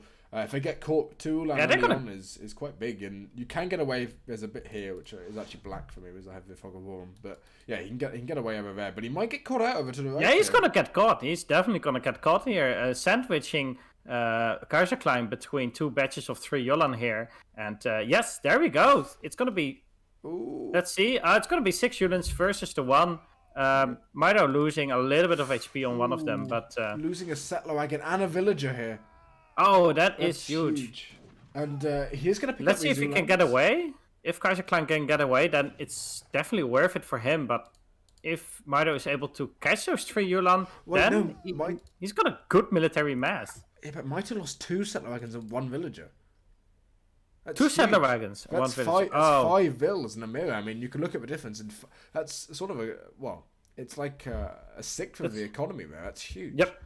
Yeah, that is huge. So the only thing Mitoe's got going for him is the fact that he's got the military advantage. He's just got straight up more Yulan, but I'm not quite sure if he can turn that into an actual economic advantage or an advantage over Kaiserklein. So he doesn't even have more Yulan here. 5 Yulan coming in at the back.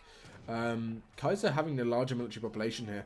Mitoe needs to get away here, and Mitoe, even at this point, he's down in the score ever so slightly, but I wouldn't even say the score difference there does the advantage Kaiser has here justice.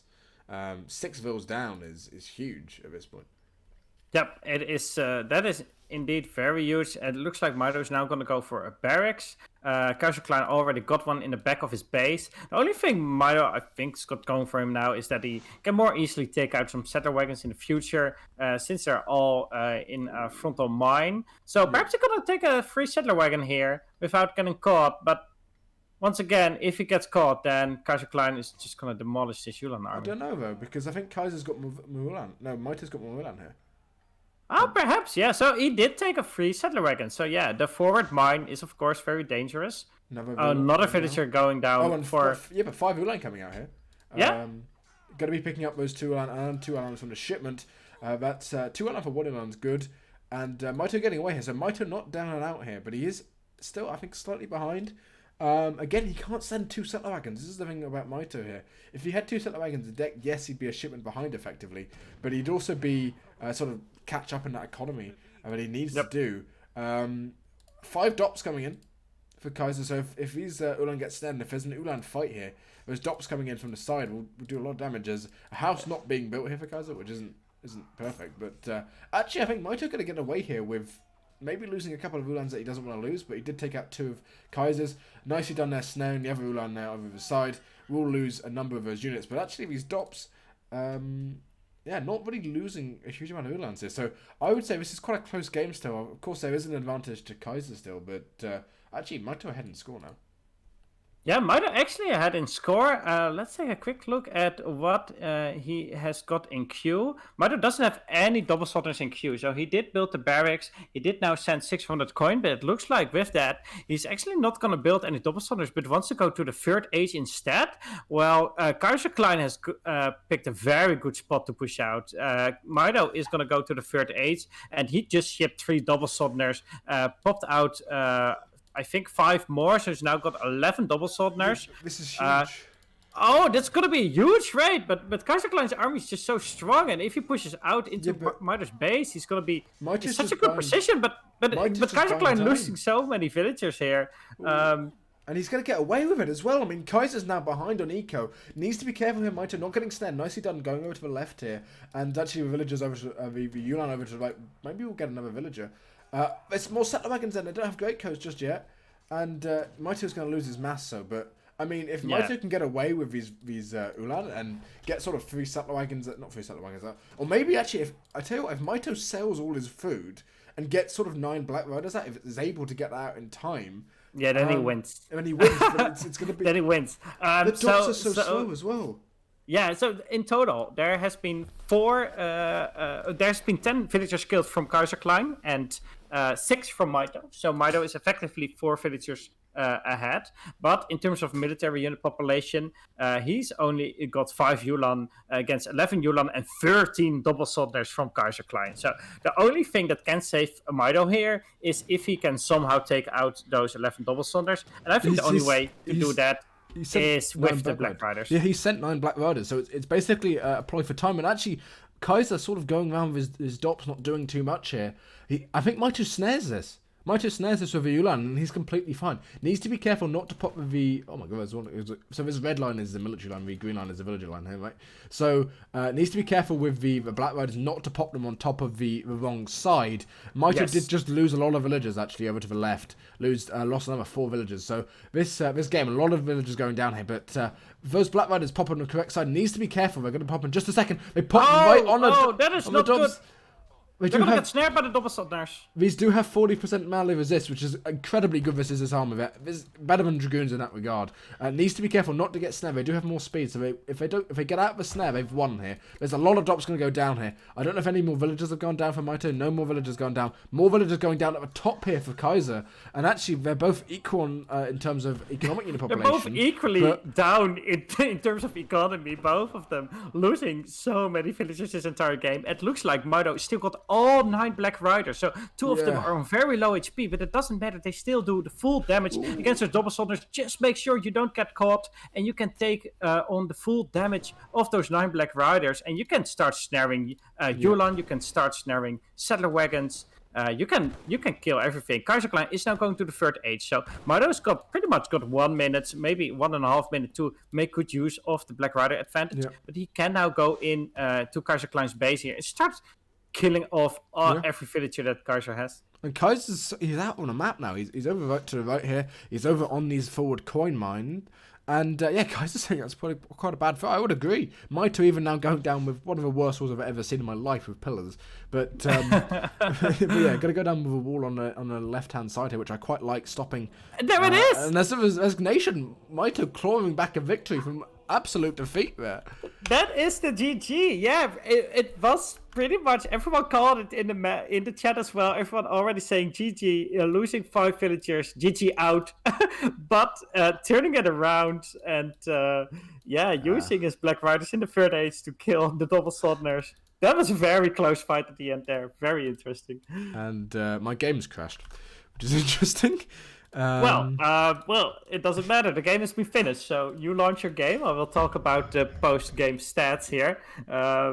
The resources gathered is pretty much even, except at the very end when Kaiser is just falling behind, which is when the big raid happened from Mitoe. I think the military unit population, you guys cannot see it, but I will make sure to make a screenshot of the military unit population. So we at least have it saved for later. But yeah, that was insane. I mean, it was back and forth constantly. Raid at the start, I think, was a bit sloppy for Mitoe, I'd argue.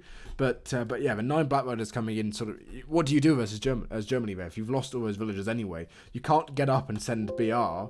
I might have to restart my computer because ESOC patch seems to think that the games are still running. That's weird. Launch the task manager. Yeah, I've done that. But yeah, I know that game was so back and forth. It was incredible. I mean, I don't think I've seen a game that's so back and forth. So one player's about to just demolish the other player and then just swing completely. And even A is saying in chat the German mirror is just so swinging. I would have to agree. It is really swinging. And I can... when we have the thread up after this series, I can post a screenshot of the military population. It's basically Black Riders pop out and just Kaiser's army dies and he resigns. That tells the story of the last 2 minutes. Looks like I also lost my connection to ESO, which may be connected to the fact that your computer crashed or your game crashed. Not quite sure. Anyway, I am now in the lobby again. So it's 3-1 for Kaiserklein. He's still far ahead. He only needs 1 game to win the series, but it does mean that it's still semi-close. It's still exciting. Kaiser can now pick the next map, and he can counterpick. So he's got a good advantage going into the next game, but hopefully Mitoe can stretch his on for a little bit longer.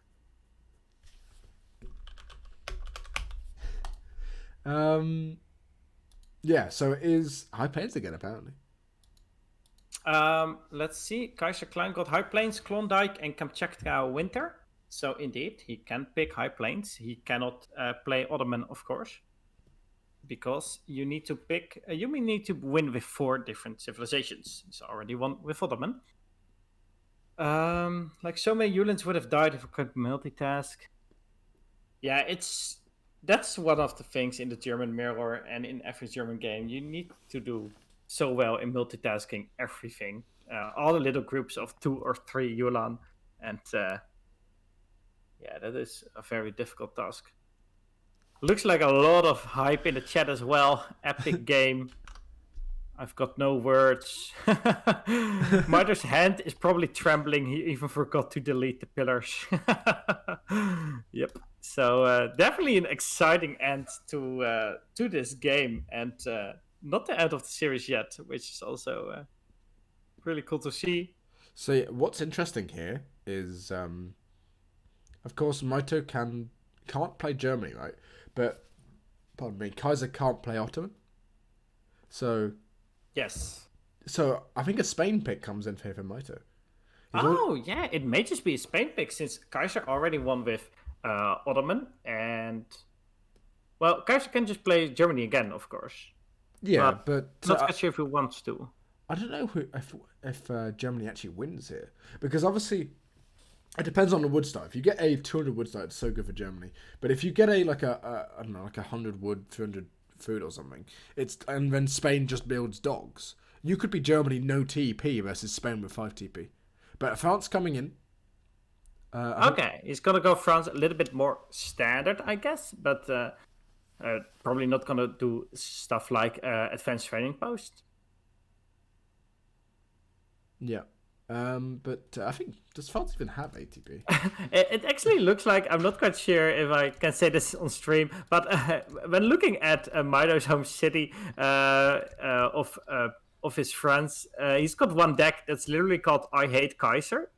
So this may be a deck he's specifically prepared against Kaiserklein. So it looks like that deck's of spy deck. Yeah, it's got spies in it and the native card as well. So it may be something anti-mercenary. I'm not quite sure if this is just a joke deck or something he actually intends on losing. But it does show how familiar Mitoe is with Kaiserklein, which is yeah, I think cool. I think Kevin's got the same deck as well. He has like a copied deck from Mitoe because okay. Because I don't versus me as well. People tend to do it now because they just go merc so much. They just go with that same assassin's card, and they're so good versus spies, but versus mercenaries. But yeah, I doubt Mitoe will be using that one. He does have an ATP deck, funny enough. As I was looking somewhere around here, what is ATP? But ATP as France isn't great because you tend to want to send sort of 4 CDB early, and 4 CDB is really really strong. Kaiser saying. At the moment, his APM is too slow, apparently, to play that mode, which would make sense.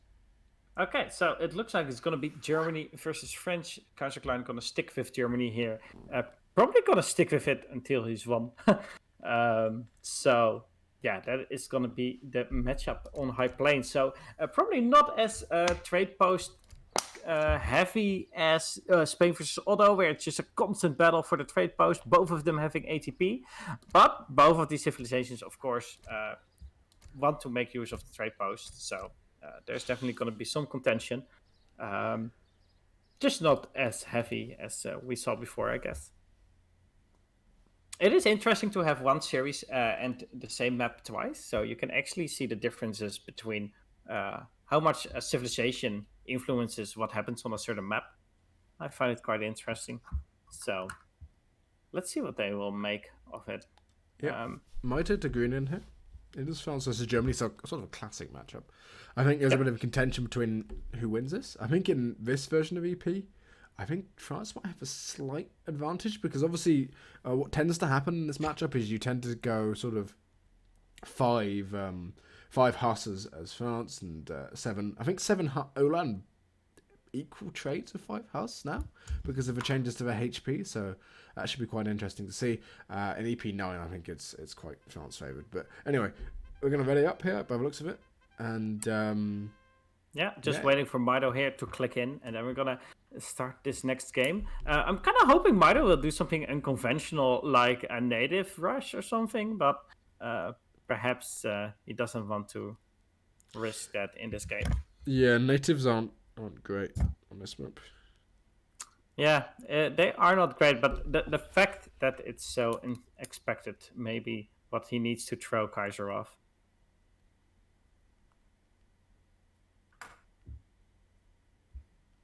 I'm also gonna take a look at Kaiser's decks here. Does he have an anti-Mito deck?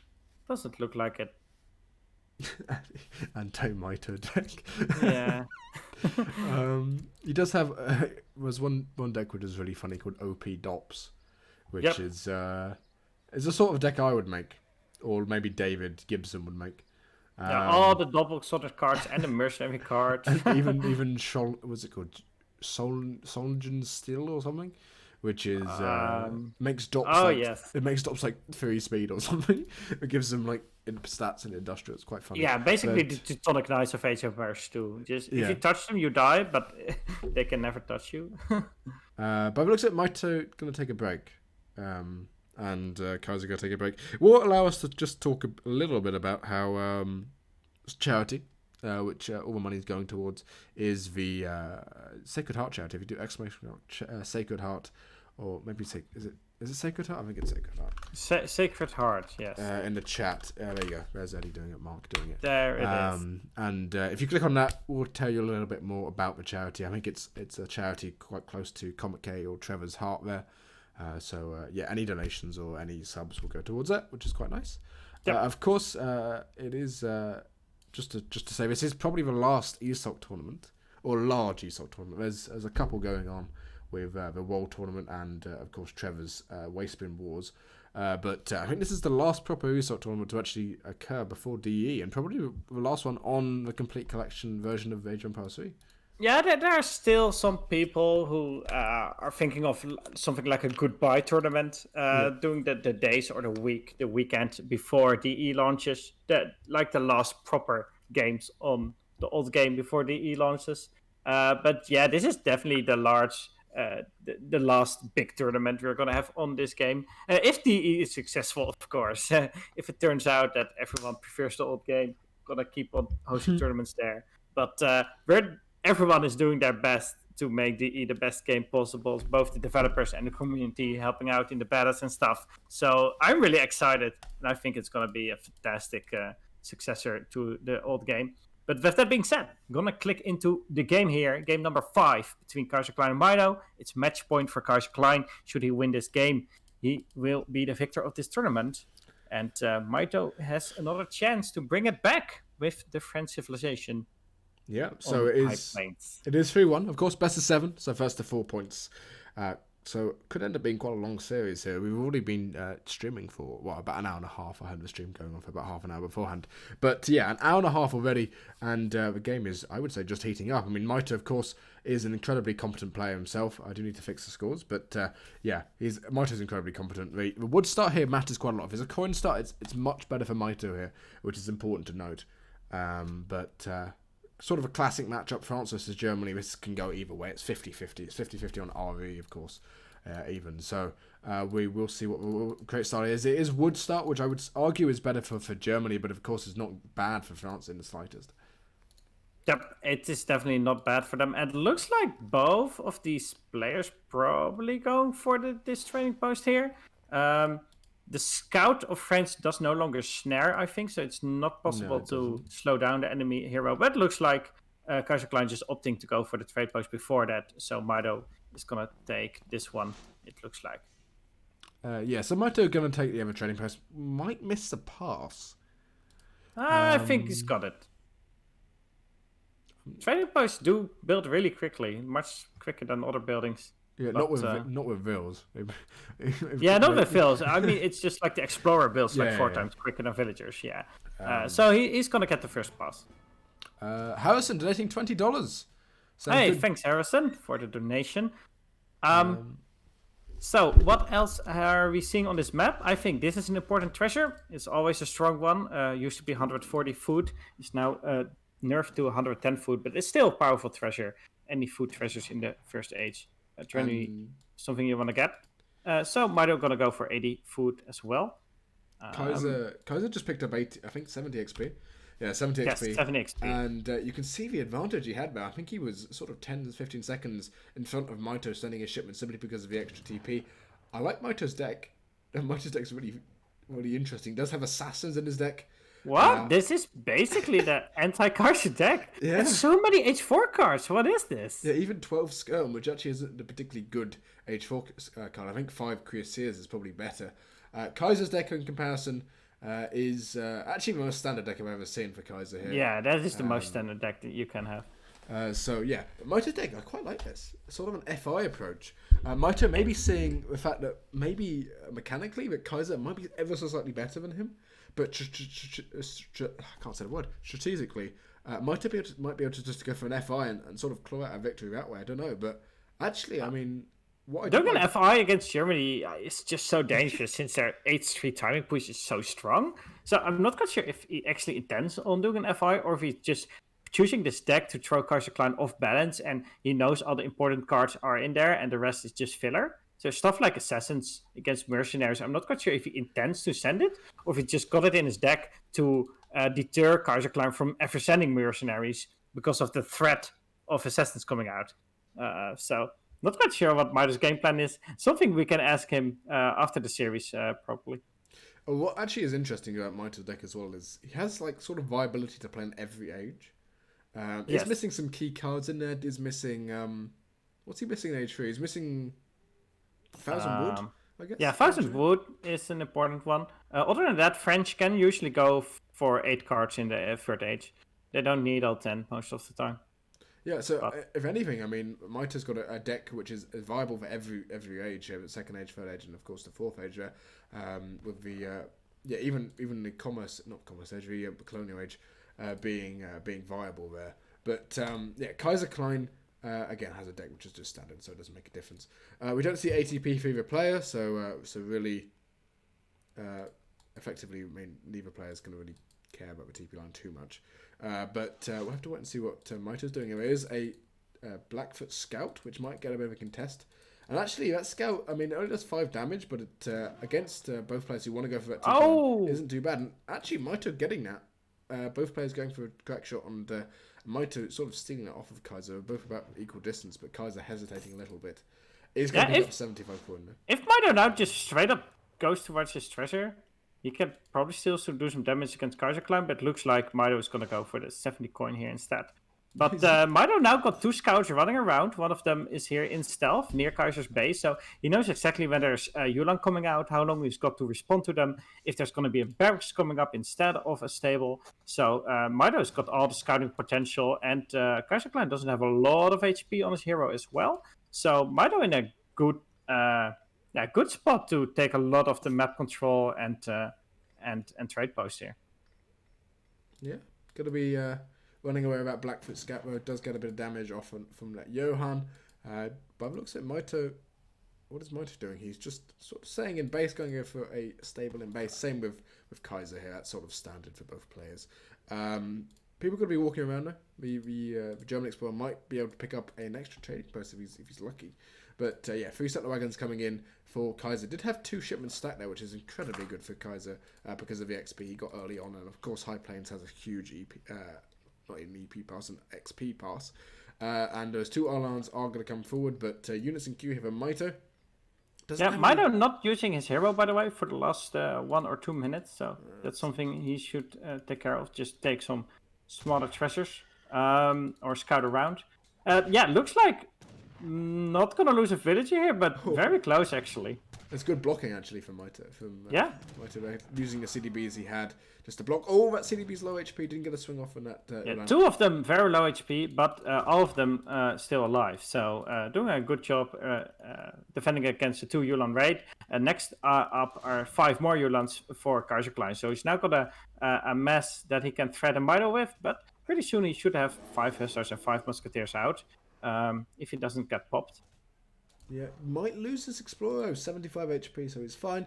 And there's going to be 7 Ulan coming into the base here. But actually, Mitoe got 5 Musketeers out. And if he can get another house up, he can get a couple of units out as well. But he's going to lose a CDB here. And one of them is low HP. How does he not lose that? 21 HP on that CDB. That's incredible. Only one good Huss start from Mitoe here. Did only get 1 Huss out, which is pretty poor. But it is enough to snare down the Ulans with, which is what he just did. But now Kaiserklein's basically got some critical mass where he can just slam them into the 5 Musketeers and just take them out. So Mitoe definitely needs some more units if he's to defend.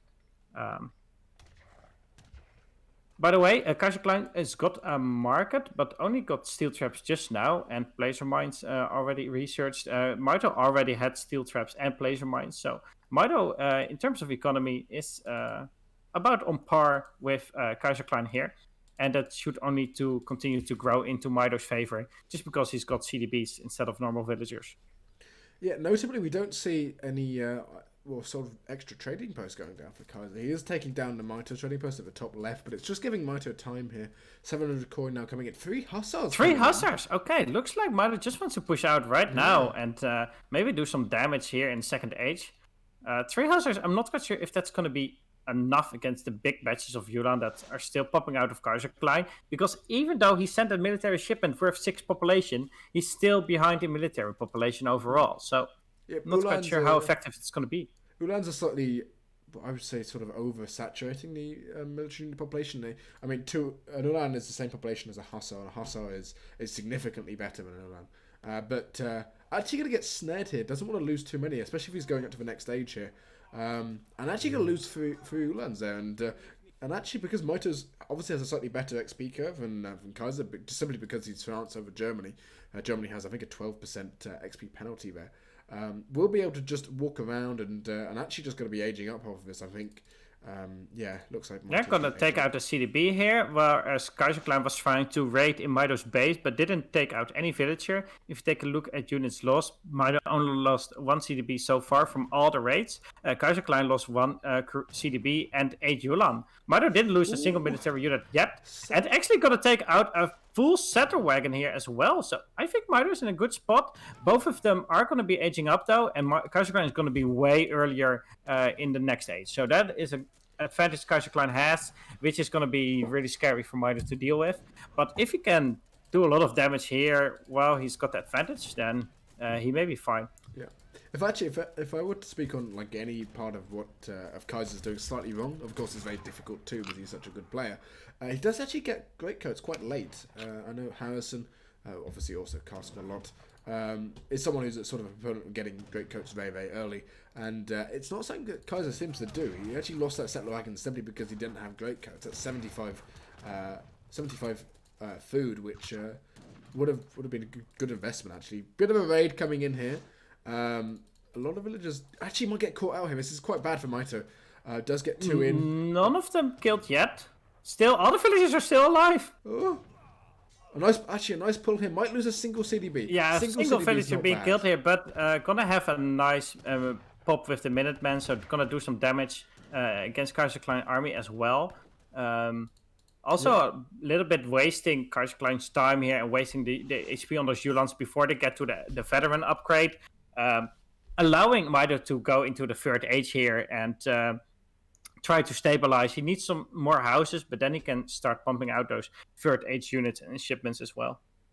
But Kaiser did ship war wagons here. So, although at the same time, Mitoe, I mean, he's next to the next stage here. War wagons obviously are very, very, very good against sort of Minutemen, Musketeer, Huss. But actually, I think he's being a bit overly greedy here coming in, or a bit ambitious basically, Kaiser, going in with just 3 war wagons. If those went down, that would have been sort of GG at that point, I think. Just early 3 war wagons going down is pretty poor. But that didn't happen. But by the looks of it, Kaiser going to go into Skirm war wagons, and now 5 Dragoons did just get shipped from Mitoe. So it's going to be, I think, Skirm Dragoon for Mitoe, which makes sense. Yep. It should also be noted that Mito is still gathering very safely the hunt and his mine next to his base, whereas Kaiserklein has to go out in front of his town center to gather up his precious resources. So Kaiser kind of has to push out a little bit more than Mito, who can be a little bit more defensive. So that is an advantage Mito has, and it looks like this is going to be the fight, maybe the game deciding fight here. The goons quickly sniping down all the Yulan. There are a few skirmishers left, but they get taken out by the Musketeer and the Minutemen army. And I think Mito is in a pretty good spot here. 8 scum do get shipped, so Mito can't really pressure here. But, I mean, I would say that's quite a good fight for... I don't know who that was a good fight, because 5 Huss went down, and 5 Huss is quite significant for probably, 5 scum... 5 Ulan or something, so not an awful trade for Kaiser there. But again, he is getting pushed here, as you said. And I mean, imagine a quick Cuirassier switch or something like that here. There's not a lot of anti-cavalry. Ulan are only just getting in veterancy. And actually, I think Mito in sort of a stellar position here. Even going to go now for the 210 XP, which he got earlier, and we'll get him effectively another shipment. Well, half another shipment. Once you account for the Outlaw Riders down, which do give you 15 XP as well. So yeah, I think Mito, the more time he gets here, is going to be ahead. Yeah, Kaiserklein just revived his Explorer, but all that time, Mito's Blackfoot Scout has been standing in stealth in Kaiserklein's base, so he knows exactly how many skirmishers he's got, how many war wagons, when he's going to push out. So Mito still got the information available to him, but it looks like pretty soon the Explorer of Kaiser is going to connect with that scout and it's going to be shut down. But so far, Mito has got all the information he needs. He's got the positioning, gathering still safely in his base, military advantage. I think he's in a good position. Yeah, skirmisher going down. Yeah, maybe most importantly, he's got the skirmisher advantage. He's got 20 skirmishers against 11. And winning the skirmisher war is basically forcing your opponent to either switch tactics or just jam your units in there and get an advantage that way. Kaiserklein, of course, still got 17 Yulan, so he can do a lot of damage against the skirmisher mass. But with 15 goons defending that skirmisher mass, I don't think Mito should be too afraid. Yeah, I think Mito's in, honestly, a stellar position. I mean, Kaiser is now expanding onto the map. He does have a decent mass here. Veteran are incredibly strong. 44 attack on those units. And there's not really anything to block. Although there is that Bison, I guess. There's some Bison there, yeah. But I'm not quite sure if that's going to be enough if Kaiser decides to jam in every one of his units. Especially since he's got 20 Yulan right now. So it's going to be hard for Mito to ever block that if he wants to. Yeah, and actually the Dragoon's going to be running around here. Basically he needs Cuirassiers, right? Or maybe Cuirassiers or Musketeers or something to block the mass. And by the looks of it, Mito just going to be investing in Dragoon and Skirmisher here. Did go for 7 skirm as the last shipment. I don't know who's winning the skirmass here. It must be Mito. Yeah, Mito, 27 skirms to the 15. And actually, yes. I mean, there's 24 Dragoons here. And 24 Dragoons are just going to melt those Ulans. Ulan's only having... Yeah, definitely. I hope he can get a good positioning on. He's getting a little bit distracted by the small raid coming from Kaiserklein in the east of the map here. Looks like Kaiserklein now ready to actually push in. The skirmishers jam between the market and the houses and the trees in a very good position for Mito. And yeah, I think Kaiserklein has to back off here. Yeah, and again, I mean, it's just Mito does have a worse economy than Kaiser, but at the same time, he does have, I think, the same upgrades. Gangshore there for Kaiser as well, I guess. But yeah, the slightly worse economy doesn't really matter because, I don't know, I think Dragoon, Skirmisher, and if he adds some Cuirassiers, it's just going to be a better composition. And of course, you do have the CDB. If he can fight with those, he's going to be completely fine. And really, this is looking quite bad for Kaiser. Kaiser now losing another war wagon, being behind a military unit population, even over Ceylon. Again, a slightly oversaturated military unit population in terms of costing 2 population as well as Dragoons do. But this is going to be the push from Kaiser. I don't know, maybe backing off here. And he doesn't even need to lose those war wagons. It's just a matter of trying to position your units right and not really working out for him. When pulling back his army from Mito's base. And yeah, Mito indeed in a pretty good position. Kaiserklein spread out over the map with his villagers as well, in the far east and the west of the map, gathering up the mines. So should Mito ever come out advantageous of this fight, he can probably pretty quickly turn that into an economic advantage as well. but just running around and raiding villagers. Yeah, and again, Oh, there's the 13, Jaegers. 13, he needs either Falks or Cuirassiers as a switch here. It's not 13, it's 12, isn't it? But 12 Jaegers is still, I think it's effectively 25, 30 skirm, which is pretty insane. And although at the same time, this is going to be a big raid if he can catch us off. And obviously skirmishers are very slow. I think that native scout maybe just actually it did just scout the It Jaegers. did definitely scout the Jaegers here. So that's huge. I mean, if Mitoe can sort of wait for time, and he's got a big Cuirassier switch here. Got Cuirassiers in queue. 8 of them, yes. Yeah, 8 Cuirassiers. Gonna probably, if he can get a batch of 5, 13 Cuirassiers, it's gonna be huge here. Even with the mass of skirmishers. Although he needs to be careful not to push forward here. Mitoe doesn't want to push forward. It would be quite negative if he does. But there's not much anti-cav here, and the Ulan versus the Cuirassiers do particularly badly as a whole. So I would say if he's got to push in. Yeah, he's going to push in here. Going to get a good trade, I think. Almost certainly these Cuirassiers are going to be doing well. This front line of Ulan is going to die.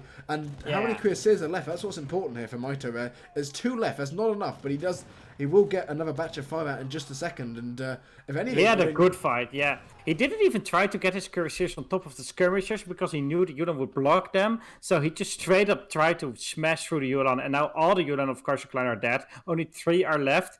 Those 3 are on top of this mine here. So Mitoe losing again some economic units here, some CDB, but Mitoe definitely doing a great job. In getting an advantage in that fight here. He's still got 29 of his skirmishers and 17 goons and 5 cuirassiers. And he's now going to raid with his cuirassiers as well. And there's really nothing from Kaiser to defend this. Yeah, actually, Kaiser did actually micro that single Ulan and got a villager out of it, going back and forth, getting it onto the difference of the attack in melee. But actually, a lot of these villagers going down. Double cuirassier raid in the east and the west. Oh, he should have stayed there. What? No, 1 HP and 15 HP. That'd be 1 huge. HP, yeah. Send 1 cuirassier, please. That's 4 villagers effectively, and these are settler wagons, so you can't really get them back easily as Kaiser here. So, if anything, I mean that was huge. Not losing those 2 villagers, that would have been basically minus 4 villagers. So Mitoe would be ahead in both economy and military, which would be huge. A massive raid coming in here, but actually all these Ulan are going to go down. Yeah, they're going to go down, and that's not good for Kaiserklein. He just needs a military mass here. Mitoe actually sent 2 falconets. I'm not quite sure how useful that's going to be in the overall war, because it's just going to be such a slow unit you have to drag along with your army. Mitoe losing more villagers than Kaiserklein overall, so I think Mitoe wants to make use of his military advantage pretty soon here before Kaiser is able to catch up. Yeah. Pushing forward here. He's going to go back. He's going to pick up those 4. He's gonna finish the job. 2 of those There going to we go go. down. There you go, Yes. straight away. And actually, I mean, this is enough cuirassiers on that army with 4 more coming in over the side. And he will actually get caught out here. And Kaiser, I think, getting a little angry here. Yeah, he's not quite happy with how this game went. He's another villager at 7 HP. Again, Mitoe is just leaving them with a little bit of HP to let them suffer. And it looks like Mitoe now again pushing in with the 2 falconets. I think that's basically what he needs to seal the deal. He just wants to get that range to make sure that Kaiser either has to face him straight on or he just wins the battle. Kaiser what's in queue? Artillery foundry with a falconet in queue. So Falconet in queue. If you can get 3 falconet, I think even if he gets 2 out, I mean the surprise factor of Germany having falconets is quite large, so that wouldn't be too bad. I think what Mitoe does here is he waits until he gets cav combat and he goes in. Cav combat, I mean obviously cuirassiers have such great stats, they boost off the veteran stats, which is why they're so good. The same for dragoons actually, funnily enough, which is why cav combat for France in particular is an incredibly strong shipment. I mean, by the looks of it, Mitoe just waiting for the next shipment, I think, and then going to go in. Same for Kaiser, actually. I think Cav Combat will be quite a strong shipment here of how many war wagons he has, as well as how many... Actually, 3 falconets coming out. Yes, 3 of them are out, so he will definitely win a falconet war if it comes to that. On the other hand, 7 cuirassiers and 24 goons is enough to just snipe down those falconets if he actually needs to. So this is still going to be tough. He's going to lose some free cuirassiers here. That's Mitoe. 4 of them lost for free. Yeah. So it's actually closer than we may think.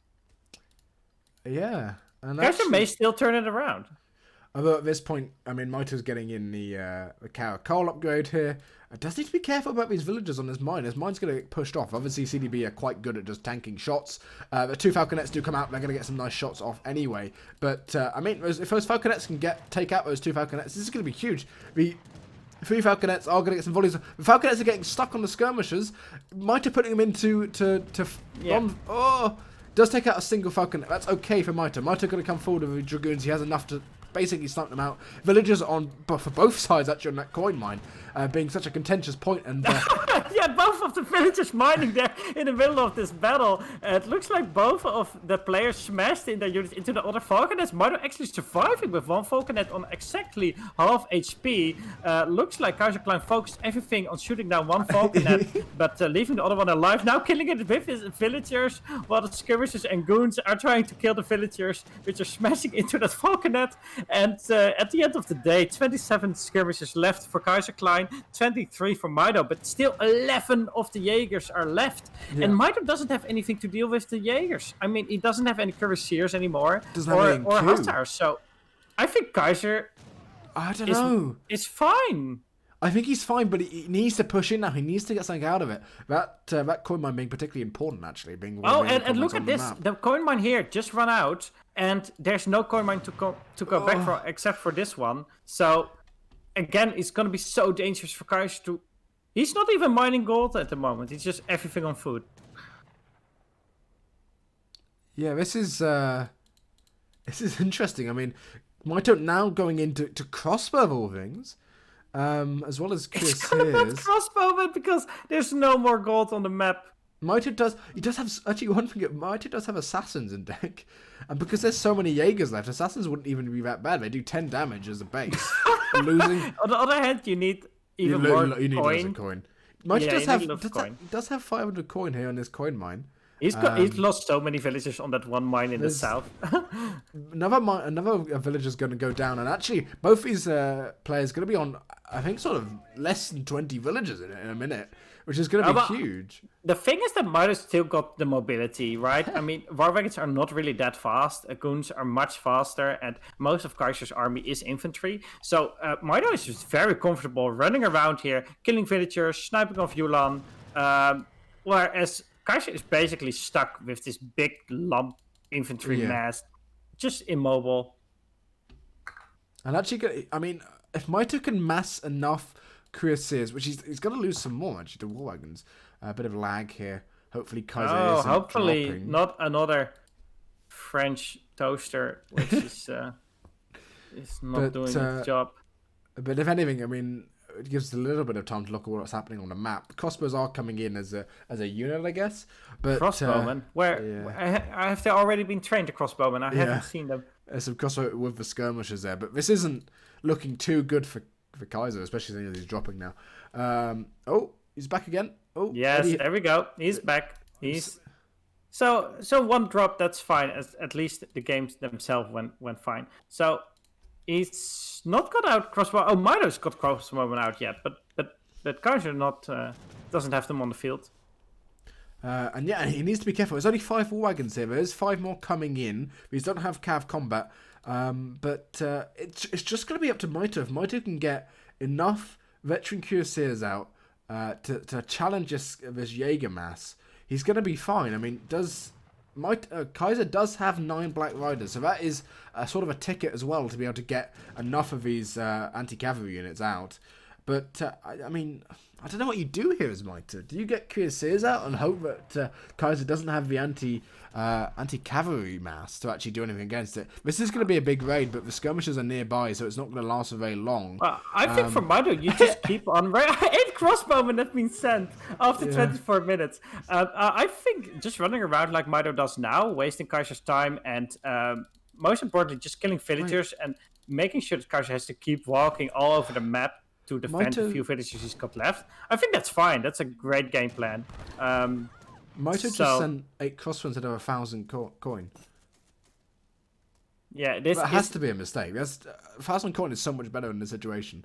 But anyway, 8 crossbow isn't that bad. It does bolster his skirm mass, which is basically your knees. And actually, skirmishes aren't even that bad. Crossbow aren't even that bad against. 2 more falconets are now out. It looks Ooh. like some cuirassiers from Mitoe left, though. There's 5 cuirassiers left. Everything jamming into this one battle. This may be the final battle of this game at last. The falconets getting sniped off by the goons. The cuirassiers taking a lot of damage from the Jakers and the skirmishers. Crossbowmen going forward, actually sniping down the war wagons. And I think Mitoe is going to be winning.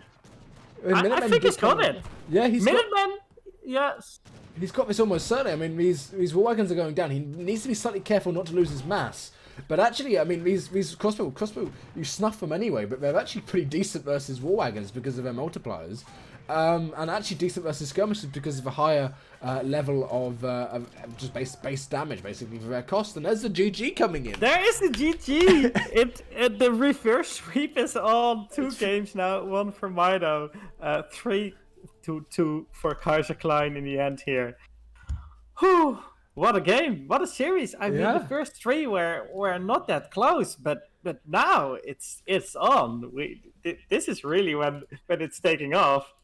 Yeah, and if we look at the military unit population, you can see there Mitoe getting some pretty good traits here, especially in that first fight. 100 basically equal military unit population, and somehow Kaiser losing 3 Falcons to 2. He even said it himself. Wasn't that great? And if you look back at the first fight, I mean, Mitoe had his single Falc left over for so long, doing so much damage, shooting constantly. I don't. It was such a close game. It was back and forth. Could have been anyone's game for the whole time. Villager population, Mitoe was actually significantly behind. Oh, that's because it's the French ones, isn't it? But actually, yeah, Kaiser losing in one raid 20 villagers, which I think was in that big fight in the middle. And unfortunately, I don't think you could really come back from that against such a strong French push. Yeah, was just an incredibly back and forth game, and I think that losing 3 falconets against the 2 of Mitoe was maybe one of the big factors that played into this game. Mitoe still having that falconet, continuing to do damage against the skirmishers, whereas Kaiserklein should have easily won that falconet war and taken out all of Mitoe's infantry units. That was one of the big blows in this game, I think. Yeah, it is Kaiser's maps again, though. Of course, he does still have Klondike and Kamchatka.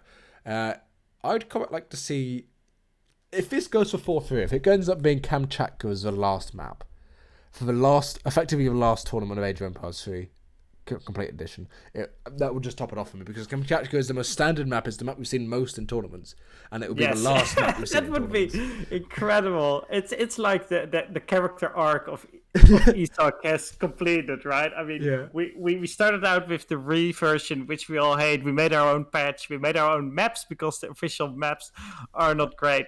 And now we're finishing it off on the most standard maps there are. So it will be. I think Kamchatka was even the first map of EP. So it will be the first map of EP ever is the last map of EP in a tournament, which would be incredible.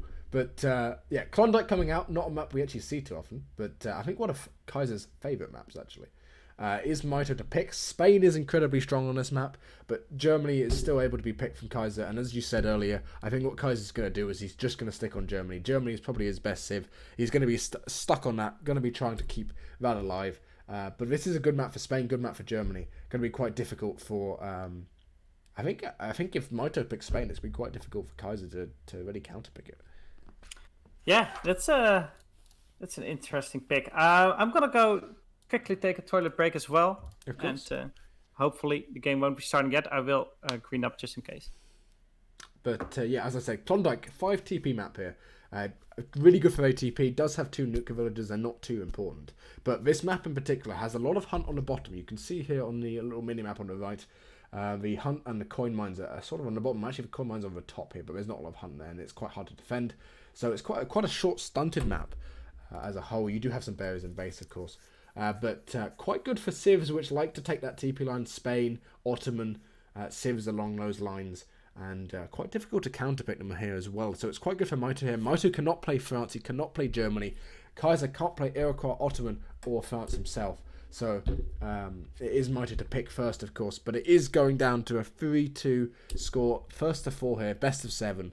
So Mitoe has all chances in the world to reverse sweep. It is, of course, as I said earlier, possibly, or most likely even, the final ESOC tournament. Iroquois coming in. Iroquois is a strong civ on this map. It's low hunt, quite difficult to deal with. Iroquois being, I would say, effectively a stronger version of France.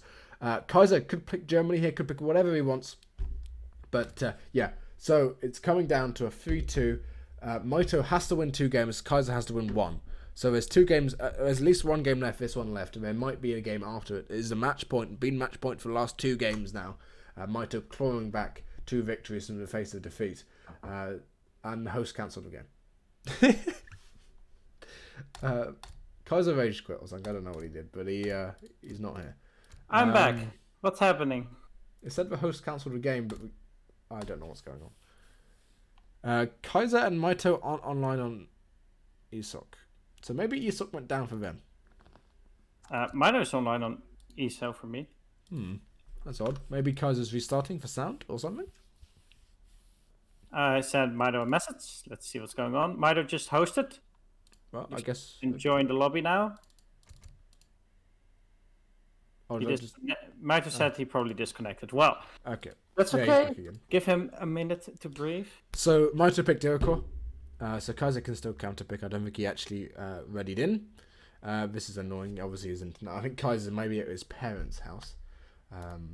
But Germany going in.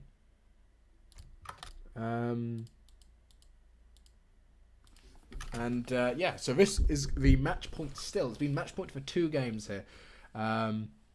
But Klondike, again, interesting map. 5 TP at the bottom, lots of hunt and coin mines at the bottom. Not quite sparse at the top there as well instead. So a map you have to be quite aggressive on here. And Iroquois being an incredibly good civ to be aggressive on. And pretty good versus Germany, actually. Germany tends to struggle versus civs with quite strong forest prowlers. Well, skirmishers, which are forest prowlers. And, of course, musket riders for Iroquois are actually incredibly strong. Also, you can play H2, play with Hyena, Tomahawk, and Kanya as well if you want to. But looks at ready up into going to get into the next of a last game, maybe even last game, maybe it's the penultimate game of ESOC tournaments, if you will. But yeah, greening up here, and we will see Klondike being definitely not the last game of ESOC tournaments. We will continue to host tournaments, of course. But on this game, perhaps one of the last, yes. And looks like they're already Kaiserklein. His net has restored again. Looks like he just has a 10-second disconnect every half an hour or hour. So that's something we can live with. We can still keep playing. This map is interesting. The trade line is one of the big features of this map. Of course, both of these civilizations can make good use of it. I expect Mitoe to do basically what Kaiser did earlier on as well when he played the Iroquois civilization, just taking control of the map with a warhead, taking the entire route and stir that into an economic and military advantage. But on the other hand, Kaiserklein, Germany, that is just things that go very well together and very scary combination indeed. It is a wood start, so this is quite good for both players. You will see both players going down for that TP line at the bottom. Of course, you do start with a Travois as Mitoe here in the what is Mitoe? Oh yeah, teal, indeed. Mitoe is going to play How No Saune, which is what we should call it now. No longer the Iroquois. So get used to calling it that. I might continue calling it just for now, because the pronunciation of the other one's a bit different. But Mitoe building a farm. Yeah, he's going to build a farm at first. So there's no livestock to be found here. So basically he built a farm instead of a trade post. That's what he's choosing to do here. Because he could as well build a trade post with the wood, but he would have to chop some wood. So a farm does give you 80 XP, which I think is about the same you get from a single pass. So in Age 1 it's not too bad to build a farm instead. And we'll have a look at shipment send. But by the looks of it, looking at the decks, I don't know if I've picked any. Kaiser's got a pretty standard deck here. Actually, I think that's the same deck as he had last game. Mitoe's deck being quite Hyena heavy, actually. I know. Just from looking at Mitoe's deck quite a while ago, actually. Now, Mitoe has a deck. It has like 3 or 4 decks. He has one which is just crates, which is this 800 crates and 600 coin instead. But he also has one just called Hyena, which is 6 Hyena, 7 Hyena, which is right here. So it would actually make sense if Mitoe maybe is going for sort of an age 2 play. But again, I mean, that farm, you do have some nice upgrades in there. You have effectively the Iroquois version of Still Traps, as well as some actually upgrades above that, which are even better for hunts. But yeah, quite peculiar going for that on a map with no livestock. I'm not sure what his game plan is with the farm, but yeah, probably the early XP is fine, and I think still in the second age he's gonna age off with the ward, of course, and then he's probably still gonna put it somewhere here in the center of the map, securing a lot of resources around it, and the 3 trading posts on his side of the map. So probably still going for a trade post boom, but instead of the starting in the first age, gonna build them starting in transition. Yeah, going to be building it in transition, which I think is fine. He's aging up a lot faster than Kaiser, actually. Obviously, Iroquois, I think, normally do 14 villager age up, which is what he's doing now. What is he aging up with? This is really important. He's aging up with a wise woman, not with the fast age. Yes, which sort of makes sense, actually, because you don't really want to go fast age when you've built a farm. Yeah, I guess so. Probably wants to make use of the resources he gets from aging up for building units and doing the upgrades on his farm. And when he's gonna age up fast, he's faster in the second age, but probably doesn't even have a trade post ready. So yeah, I think he has 67 XP until the next home city ready. Yeah, which I think is gonna be fine. Especially with Ero, you get the Travois straight away. If you put that down, the Warhawk gives you like 100. I don't know. I think the Warhawk gives you like 60 XP. So if anything, it's sort of fine for Ero here. Going to be sort of 27 XP down, but actually the trading post when he builds it here, Mitoe is going to give him 400. Well, not 400. What am I saying? 40 XP, which will actually just sort of tip him over the edge for shipment, which is fine. It does miss the parser, which is quite big. This pass takes quite a long time. I don't know how much it gives you. I will have just a look on Kaiser's XP curve. We can see how much it gives him. So yeah, it gives quite a bit. Let's take a look at XP. He needs 300 XP, and now he only needs 200. So it's about 100 XP. Yeah, it gives him 86 by the looks of it. Okay. Or 88. Okay. Which all the TPs will be the same. But actually, Mitoe going to go for, I believe, 3 TPs here, which is nice. And we'll have to see where that Travois goes. Yeah, it looks like Kaiserklein is right here in Mitoe's base to snare that Travois. So Mitoe may not be able to take it all the way where he wants to. It looks like he's got it rallied all the way to here. It's never going to make it. So that's quite a big deal, actually. Gonna lose a lot of HP and actually a lot of walking time for his units when they have to pop out of the warhead. So I think going to be really impactful. He's got to put it here, right? He's got to put it on this hump. He cannot wait much longer. It's going to go down. Lose 33 HP, 25 HP. Mitoe. Don't lose it, Mitoe. Okay. Goes into a Warhawk. It's going to get a bit of damage from that 18 damage. Actually, it's significant. That's 80 damage a shot basically on that Warhawk because you do 4 times damage on siege. But that's going to go down at least. Nicely done there from Mitoe. That's the small sort of micro things that players do just to snare that Travois. Reduces its ability to actually do anything really. But Mitoe, on the other hand, has sort of taken up his TP line and is going to utilize that himself. Kaiser is going to go down for, what has he gone down for? A barracks and base, which I think is sort of suitable versus Iroquois. We actually saw 5 villagers coming out. Do we see the upgrade coming in from the farm? We don't. Looks like Kaiserklein actually expecting 4 Kenya horsemen first here, so that's quite important. Gonna start out with 5 pikemen, not building a stable first, not building Yulon, not even crossbowmen against any infantry rush, but starting out with pikemen. And Mitoe actually playing into that strategy. He did build some Kenya, he did now ship 4 Kenya, but he started out with the 5 villagers. So Kaiser could have easily started out with a stable here first, but Mitoe opting to go for 5 villagers first. Now got 3 trading posts. So, not a bad start. By the way, someone mentioned in chat that perhaps Mitoe went for the farm in his base because he's got a lot of berries right next to his town center. So he can then also upgrade the berry gathering speed at some later point in the game. He doesn't have a market yet. Yeah, but that's why he wants to use the farm, because it upgrades all food gathering, including berries, actually, and not just hunting. Mitoe does have the stagecoach down the bottom as well. A couple of pikemen are coming down the bottom as well. 6 tomahawks now coming in.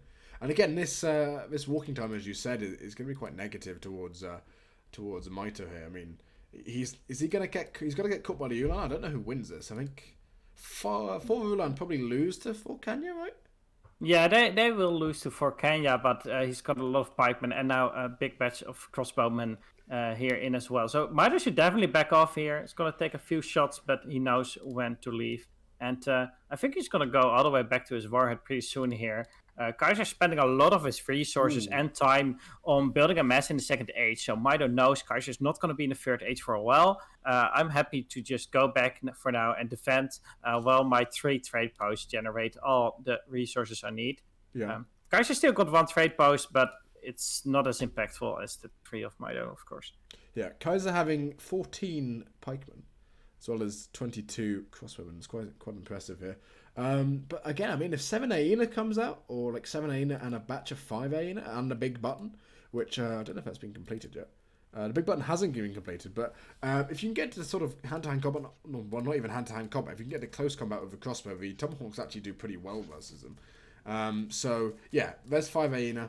If 7 Aina come out, there is some Kanya in queue. I quite like that, but there's a lot of pikemen here, which will allow. Yeah, there's a lot of pikemen. This warhead is not going to stay up, and 100 XP into Kaiserklein's bank here. Mitoe still has got 1 corral, now building a warhead in his base as well. So he's still fine for defending, but he's not having a lot of military population out, and he needs some time to get on par with Kaiserklein here. So he should actually be happy that Kaiserklein chooses not to go into Mitoe's base straight away, because he could easily just siege down the corral and the warhead. And that may have actually won Kaiser at least this part of the fight.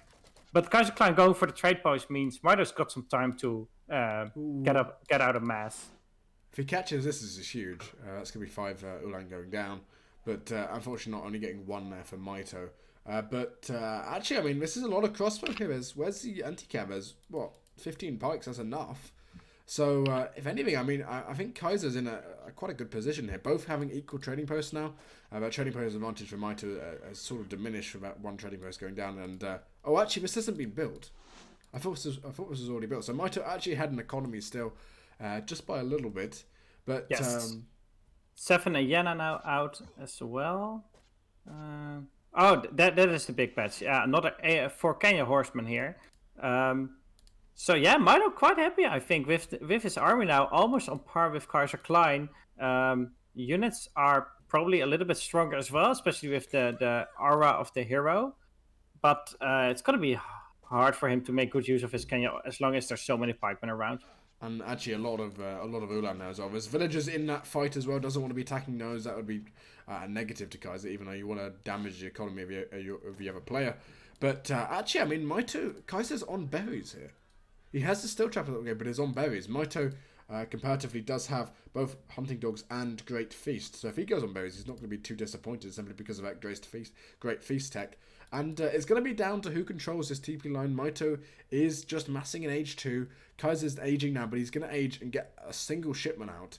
And it's going to be down to if he can get that shipment out and try and postpone the fight until then, I think he'll be fine.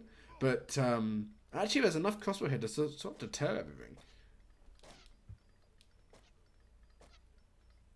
Yeah, and looks like Kaiserklein is happy to just defend with his crossbowmen here and let Mitoe push in, because he knows he's going to be in the third age pretty soon here. Mitoe is nowhere near aging anytime soon. Probably going to take this game, not going to take it to the third age at any point here, especially since he doesn't have 600 coin or anything in his deck. Kaiserklein throwing up some quick walls to make good use of his crossbowmen, and probably next for him is going to be a big batch of either Yulan or skirmishers. While he upgrades his crossbowmen, he's going for veteran crossbowmen as well. So I'm not quite sure what Mitoe's plan is here and what he can exactly do to push into this fortified third age base of Kaiserklein.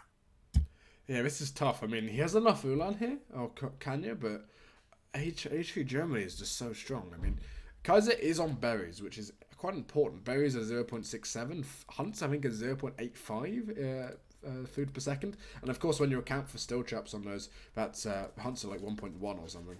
So there's basically half to the 13 villagers on food for Mitoe of a Kaiser there even.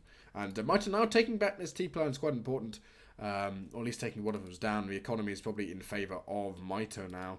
And Kaiser's still on those berry bushes, which is, I don't know, it's just so weak. He's now low on that coin mine. Doesn't even have placer mines on his villagers either. So he's... Yeah, his economy is not that great, but he does have 2 trading posts against 2 of Mitoe. Now gonna build a 3rd one as well. But in the end, I don't know if this fight is really gonna be decided by who's got the appraise or the villagers. As you can see, that's just... Yeah, but this is huge. Oh, this is actually huge. Yeah, I mean, throws like that are probably what's going to be really impactful in this fight. Mitoe now going to use this lag spike that Kaiserklein is creating to perfectly micro all of his Kenya horsemen, which may actually be a huge deal if you can perfectly micro so none of those Yulan escape. Yeah, this is unfortunate.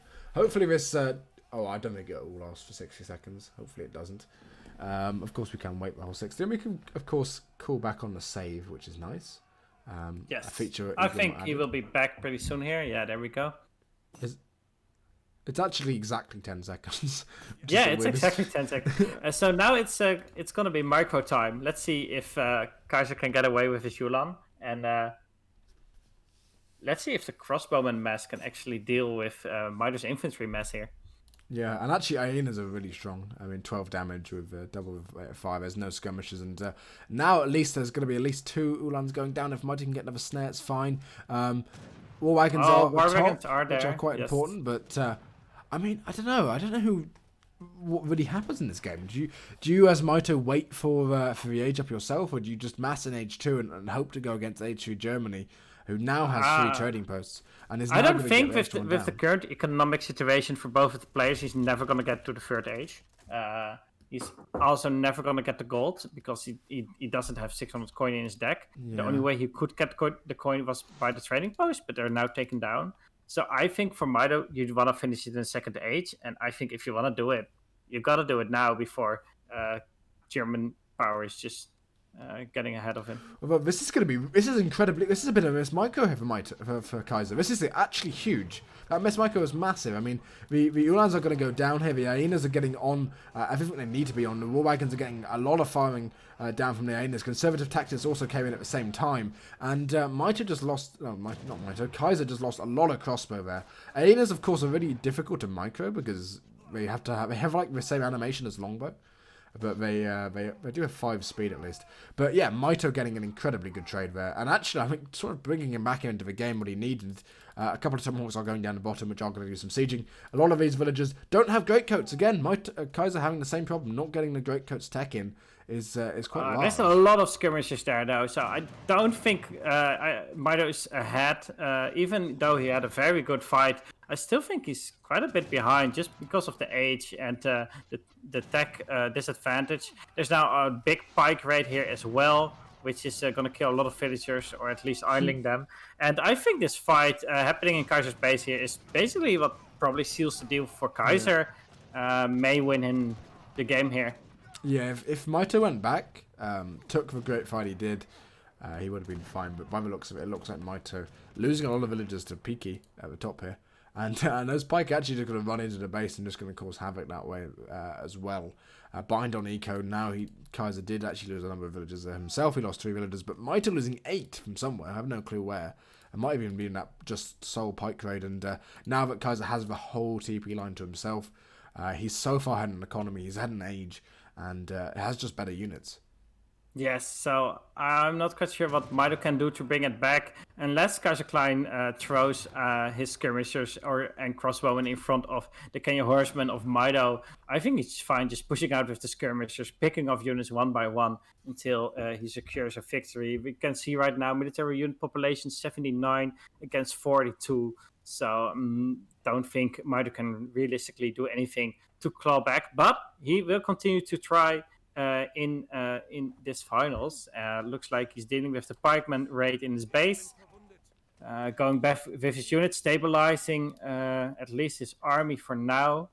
He's still got 11 Kenya horsemen, which is not bad, but that's basically the same as the shipments Kaiserklein has in the 3rd age. He is going to get a good snare here, but again, I mean, Ulan are going to get a good block. There's enough war wagons there. Aina again do very well against war wagons, actually, even with... he went for the HP upgrade. That's not the right one. You want to go for the attack upgrade. But anyway, yeah, going to be taken out by these Ulans and actually not going to be able to get a good trade now that Germany comes in. 9 Ulan now coming in as a shipment. And this is just at the point where Germany has such an incredible mass early fortress is just ridiculous.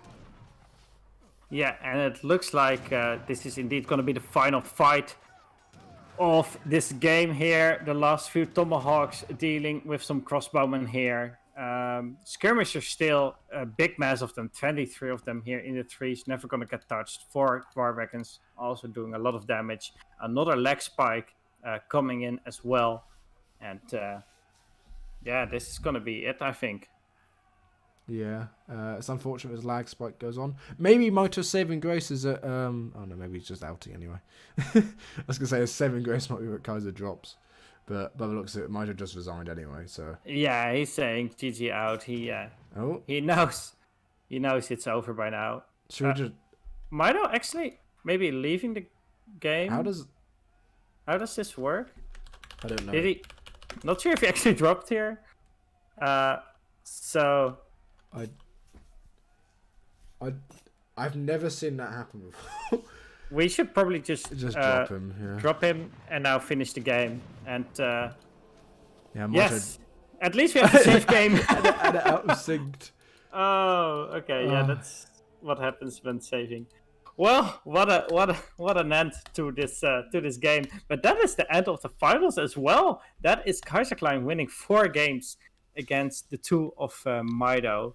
So, yeah, definitely a very interesting. The last 2 games, the ones Mitoe won, very close, very back and forth. I think those were the most interesting of this series. So, yeah, that was a fun series.